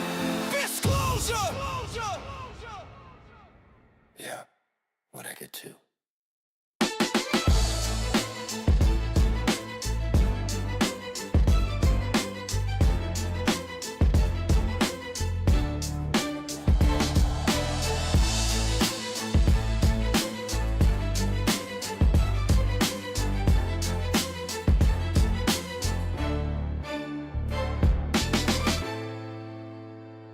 Your disclosure, you're the war cry, you're the spear, you're the truth, eyes on the skies, feet on the ground. We will not bow to their black cow, we will not drown in their stars. We're the silence that speaks, we're the dark that ignites, X-Files wide open, lights coming down, graves in the open, sound the alarm.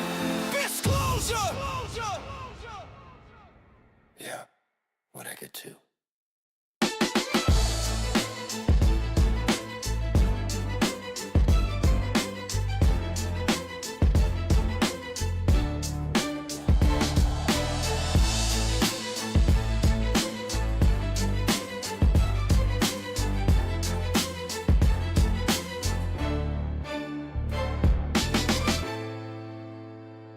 Your disclosure, you're the war cry, you're the spear, you're the truth, eyes on the skies, feet on the ground. We will not bow to their black cow, we will not drown in their stars. We're the silence that speaks, we're the dark that ignites, X-Files wide open, lights coming down, graves in the open, sound the alarm. Disclosure! Yeah, what I get to.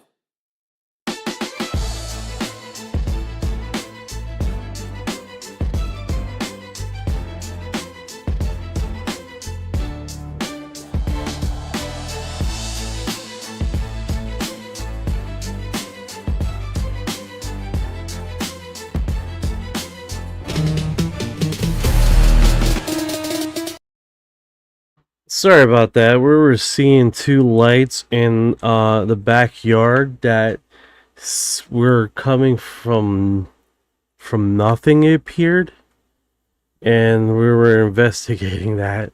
I went outside and all. We're gonna investigate this. Wow, lights in the backyard. We've determined that it was two cracks that the neighbor had the lights on, but it looked wicked, dude. Because we're like in the kitchen, it's like, do you see those lights? It's right directly in the backyard. So that was next to your wild. All right, so sorry about that. Didn't explain myself very well. I looked like I had my mic on mute when I left off, so are of the real stars catalogs and this camera, sorry to interrupt you, Beatrice, but the camera has a support for the secondary, right? So it must have some diffraction spikes or some telltale SAS for point source function, the point spread function. And what you're saying is that the point spread function looked identical for these objects as for a true point source like a star, right? Exactly. So we just compared, and it looked identical, and I was comparing to the stars that had similar magnitudes, so they just looked identical to me when I was measuring. Now, later, we learned that there are some statistical differences, but when you just manually were trying to look at it, then it looks very similar for, like, if you compare 1 and 1.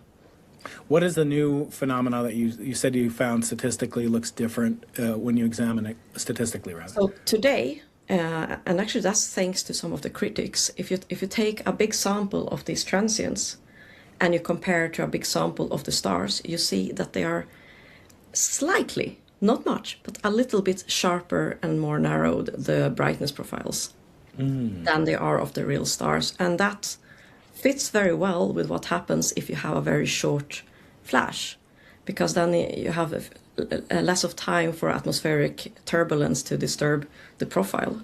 So then it's slightly more narrow. That's pretty cool. That's pretty cool, man. Then looking at information that Beatrice basically, so you guys get a little frame of what it is. It satellites that did not exist during the time and period of collecting the data. There was no satellites or man-made objects in the sky during that period of time. So we definitely have that going on, which is really, pretty wild, right? Let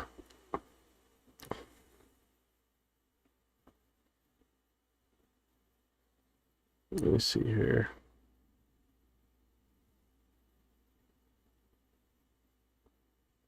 Yeah, Malcolm Alchemy did a good job breaking down the skeptics. Dr. Dan, this thing doesn't belong here. Low hovering craft caught in daylight. Ottawa, 2011. 2011 sighting? That's actually pretty recent. What exactly did Malcolm say about the skeptics on this one? Yeah, that looks straight like a drone. A hovering drone. Yeah, a lot of the newer ones do look like advanced drones.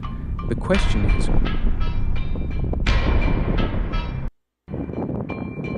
That right there looks fake.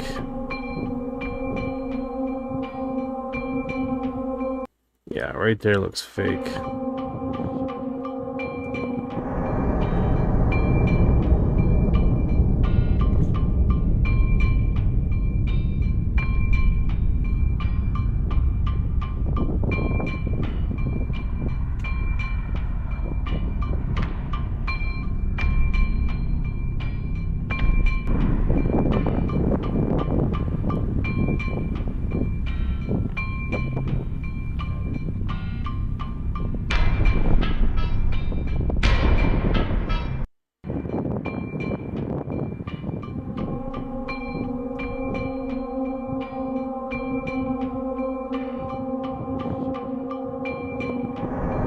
Yeah, that does look weird, dude. I wonder if that music is going to get me flagged. Yeah, it does look like it's flying weird. The way it moves doesn't feel natural at all. Alright, so this is from UAP Bixie from X. They walk among us. That's an interesting segment. Let me see what they're saying here. You don't have to go anywhere. So he's in 60 Minutes is interviewing Robert Bigelow, and literally about the statement about they walk among us, aliens do. So let's see what this placates to. You can find it here. Yeah. That some people will say, did you hear that guy? He sounds like he's crazy. I don't care. Why not? It's not going to make a difference. It's not going to change reality of what I know. Do you imagine that in our space travels we will encounter other forms of intelligent life? You don't have to go anywhere. You can find it here. Yeah. Where exactly? It's just like right under people's noses. Oh my gosh. Wow. The FAA confirmed to us that for years it referred reports of UFOs and other unexplained phenomena to a company Bigelow owned. That some people will say, did you hear that? That's wild, dude. Robert Bigelow that spent a lot of money in this UFO topic, right? He it was one of the first people that invested in was it Lear's the surgeon that was retrieving alien objects or extraterrestrial stuff from people's bodies. He was one of the first people that invested in that research.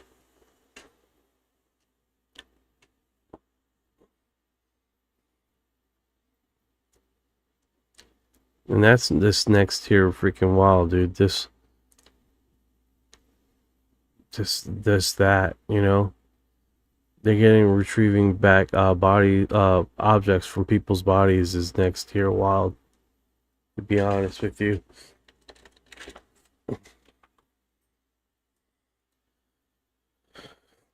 At the end of the day, dude, it's like, what is going on?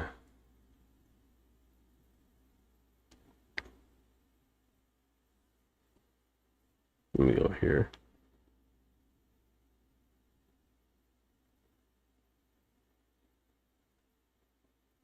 Wow.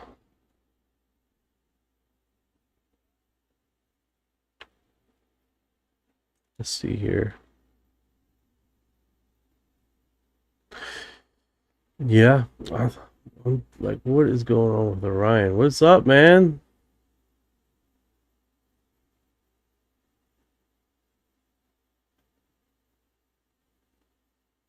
Let me do this. All right, so we got Mike Golden, former member of NASA UAP independent study team, speculating on over NHI watching us. It seems to me on News Nation. Human intelligence engaging with this planet? Just me personally and speculating, it seems to me that as you look out into the galaxy, that there are more Earth-like planets, more opportunities for life than we had ever imagined. Yet, it's not so plentiful that we're tripping over indications of technosignatures, of additional civilizations. So it seems that intelligence is unique enough, you think that we would attract some attention. So me personally, and to be clear, I'm a Star Trek fan, a science fiction fan. The Artemis Accords, as you mentioned, by the way, that was another Star Trek reference, but also born from the values of Star Trek, of hope, of optimism, of working together. So if there are no other intelligent life in the universe, that is a tremendous waste of space. And I think as we develop nuclear technology, that I'd be shocked if humanity didn't warrant a degree of attention just from a scientific perspective. I don't disagree in that. Literally. Amount of stuff and things that are happening and resulting in this is definitely one of those. I think there is a non-human intelligence. It's like something is deciding to talk to us. Something is deciding to communicate with us, right? So that in itself, I gotta give it up, dude. That's one of those situations. Is like, who's deciding to talk to us, right? Like, that's one of the biggest segments of this, right? So Tulsi Gabbard apparently sent a team to investigate UFO reports at a military base, and when they arrived, they personally encountered a glowing orb that looked like ball of plasma. To it, they had one guy.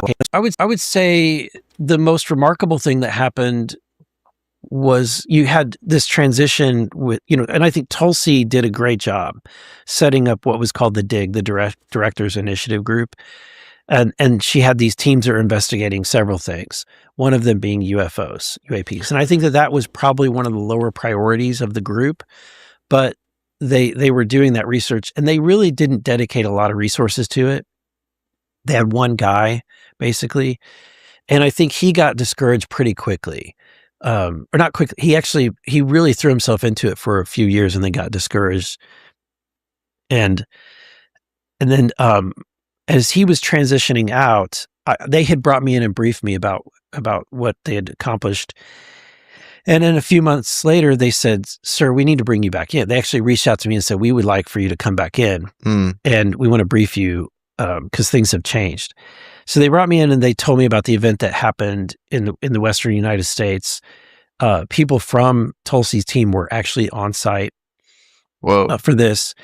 It was at one of our U.S. military installations. There was people from the intelligence community there, senior intelligence officials. They actually personally encountered these UAP. Whoa. And they gave me that in a briefing. I think I was the first elected official to get that briefing. And so and they said, sir, we're pretty much approached this topic the same way that you have, very skeptical. And but we feel like we have a job to go out and investigate this. And this event has completely changed everything, because now we know that there is something there. We just don't know what it is. And you can read about it in the recent releases. It's kind of buried at the end. Oh, interesting. Ironically, so what if we can talk about it now? Yeah, so I can talk about it now. For the longest time, I couldn't talk about it. Yeah. But it's in that release. It describes from their perspective the intelligence people that were there, and there's two different reports. I can't say which specific. Okay, so location. that wasn't released. I think they don't want to have another Area 51 where they have people like storming the location. But it was at the end of the day, what they have released is that pretty much what the narrative that they told me, that they were out there. They were there because there had been previous reports. So they were just like, they were on site. They were going around looking at any kind of debris that they saw or anything that was out in the desert. And they had landed a helicopter, and they got a call that the radar had picked up several UAPs. So they jump in the helicopter, they go to the location, and what they interact with are basically glowing orbs. Those orbs that have been described, whether they're called plasmoids, whatever you want to call them, they're like 3 meters in diameter, sometimes smaller, sometimes bigger, and they have different shades of color that they glow in, but they are some type of spherical, nebulous, what's described as like a ball of plasma. One would think a ball of plasma would look like. I don't think anybody's ever touched one to know that it's like superheated material or anything, but it definitely was messing with the helicopter when it got there. They operated intelligently, and then at one point there were some F-16s that were scrambled. These things appeared to like shoot up and chase or follow the F-16s. So when you're here, imagine you're me, you're sitting in the office of the Director of National Intelligence in a skiff, and they're briefing you with firsthand, accounts from people that were there. And they said, sir, this has brought this investigation from being priority number 500 and something to top 10 priorities for this government to figure out what's going on. That's next tier right there, dude. I'll tell you what, bro. I think at the end of the day, man, when they're doing these investigations and they're coming into this, I would say the most remarkable thing that happened. Let me do this. A refresh.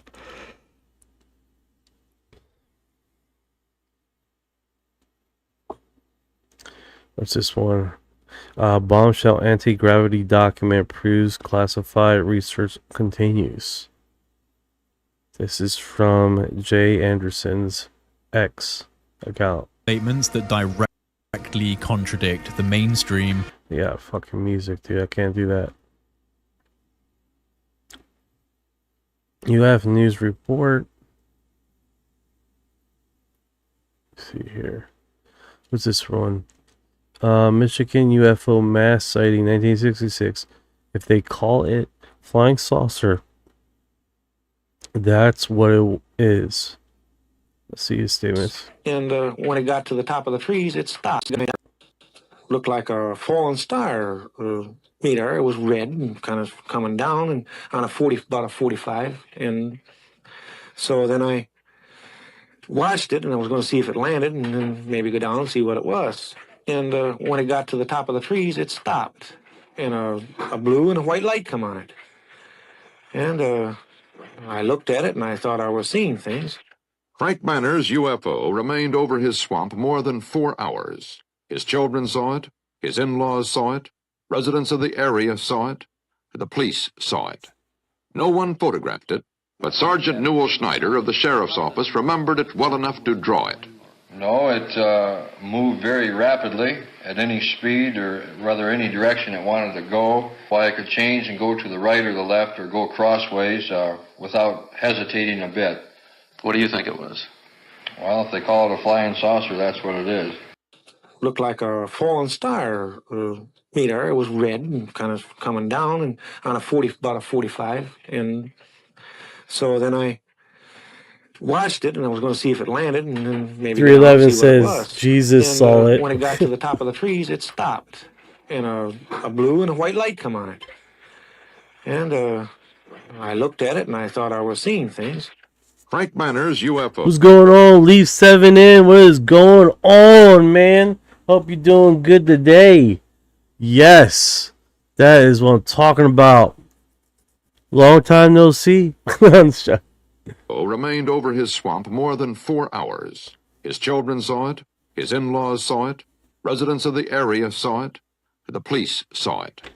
No one photographed it, but Sergeant Newell Schneider of the Sheriff's Office remembered it well enough to draw it. No, it moved very rapidly at any speed, or rather any direction it wanted to go. Why it could change and go to the right or the left or go crossways without hesitating a bit. What do you think it was? Well, if they call it a flying saucer, that's what it is. Looked like a fallen star meter. It was red and kind of coming down and on about a 45. And so then I watched it, and I was going to see if it landed, and then maybe go down and see what it was. And when it got to the top of the trees, it stopped, and a blue and a white light come on it. And I looked at it, and I thought I was seeing things. Frank Manor's UFO remained over his swamp more than 4 hours. His children saw it, his in-laws saw it, residents of the area. Everybody saw it. Jesus saw it. The Pentecostals down the street saw it. I like it. We do that. We repost this. Everyone saw it. Grandma saw it. Kitty cat saw it. Mustard gas saw it. This one's is really intriguing, right? 4 hours. 4 hours seeing it. 4 hours. Yeah. That's what's up, brother. Alright, Richard Hoagland shocked the world by claiming the famous face on Mars structure aren't natural rock. Every motherfucking person saw it. Even the ants saw it. We have come because, of course, the official response when this photograph was first presented to the media and to the world was that it was, in fact, a trick of light and shadow. Well, from that has come an investigation, some books, some videos, a lot of discussion, and we are here this afternoon. Now, this is a computer-enhanced version of exactly the same image done 15, 16 years later. Notice the remarkable level of detail, crossed lines on the forehead, scalloping on the left side here, the suggestion of teeth in the mouth, deep-set eyes. But again, if we only had one picture, we would never know if, as NASA has said consistently... Seven's like, I like that man's hairdo. The most marvelous Crisp. You know the man's talking. In fact, that has a hairdo like that. He gets around. He's in these meetings. was something else. For that, you require another set of data, such as this. This is now a second frame taken 35 days after the first frame. And DiPietro and Molinar, two imaging engineers at the Goddard Space Flight Center who got into this very early on in 79 and 80, they were the ones, not NASA, to cull through the 60,000 Viking images in the archives and to find this picture. And when they processed it, lo and behold, this object turned out to be remarkably bilaterally symmetric. Now, we mean by that it seems to have a left and a right half. There appear to be two eye sockets. The mouth goes through. The hairline appears to go around. There's proportion and symmetry, about 95%. Now, facial expressions we see in mountains or in landscapes here on Earth are inevitably perspective shots, profiles, where if you move 100 meters one way or the other, they go away. What made this different was it do things forward. no longer can do. Something ineffable. Even the side angle, dude. The side angle looks like a face. Planet of the Apes. Rushed an earlier phase of human history and left a monument that recorded in some form the echo of that signal. The basic model of the Sphinx is this lion-man interface. We began to look seriously at the possibility that there was more than a passing connection between this awesome structure and the monuments of Mars.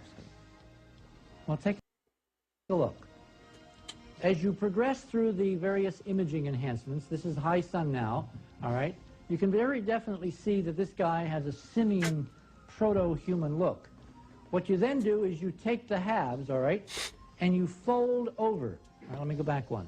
You fold over this half, all right, onto that half so that you can actually get a mirror image, and it's very definitely primitive hominid. It's not Marilyn Monroe or Paul Newman. Why is it primitive hominid? Might it have something to do with how old we think this thing might be? Circa 500,000 years. Hold that thought. Then what we do is we go back to the original, all right, and we then take the right half and we do the same thing. We fold that over and we get this.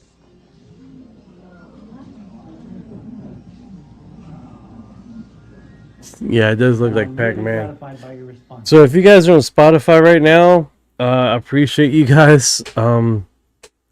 Give me a like over there, especially if you're listening on the podcast on regular. So this is ancient alien city hiding on Mars. Richard Hoagland shocked the world by claiming the famous face on Mars structure aren't natural rocks but a ruined monument of an extraterrestrial civilization, trick of light, or something more.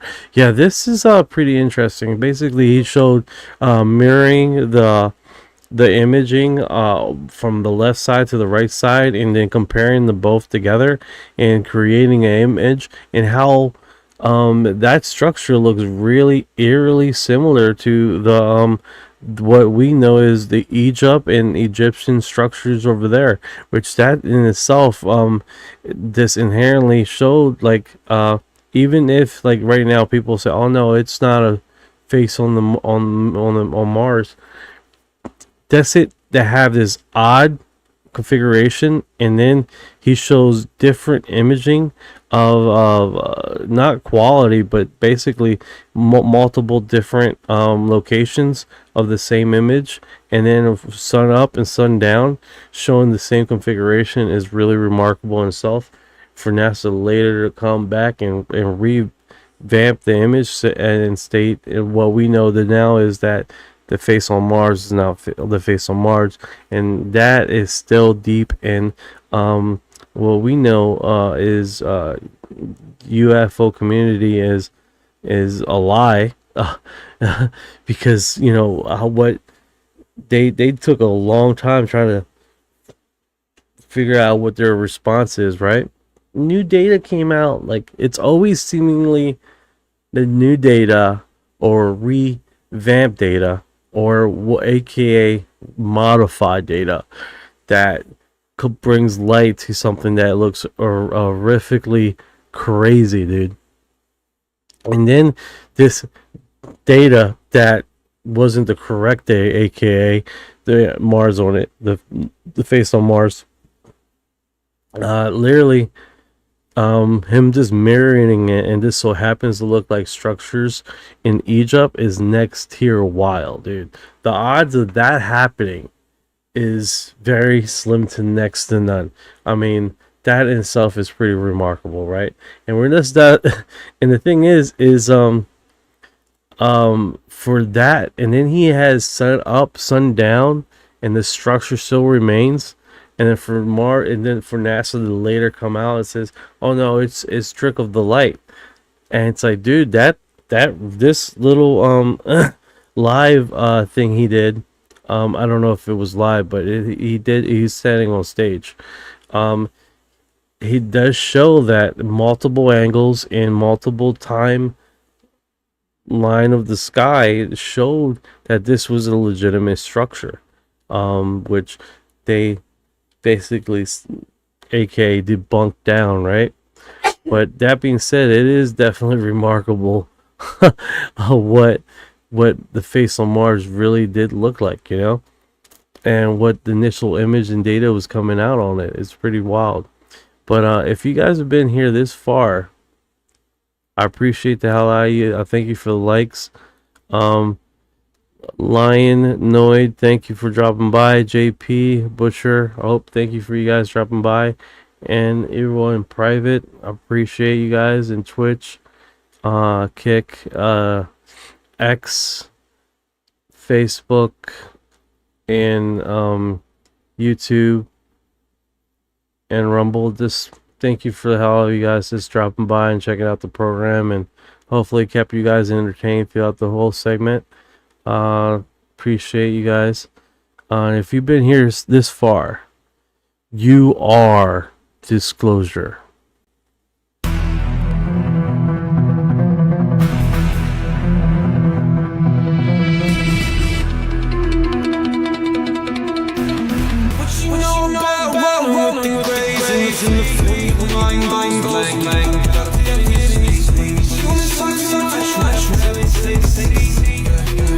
I feel like a hybrid.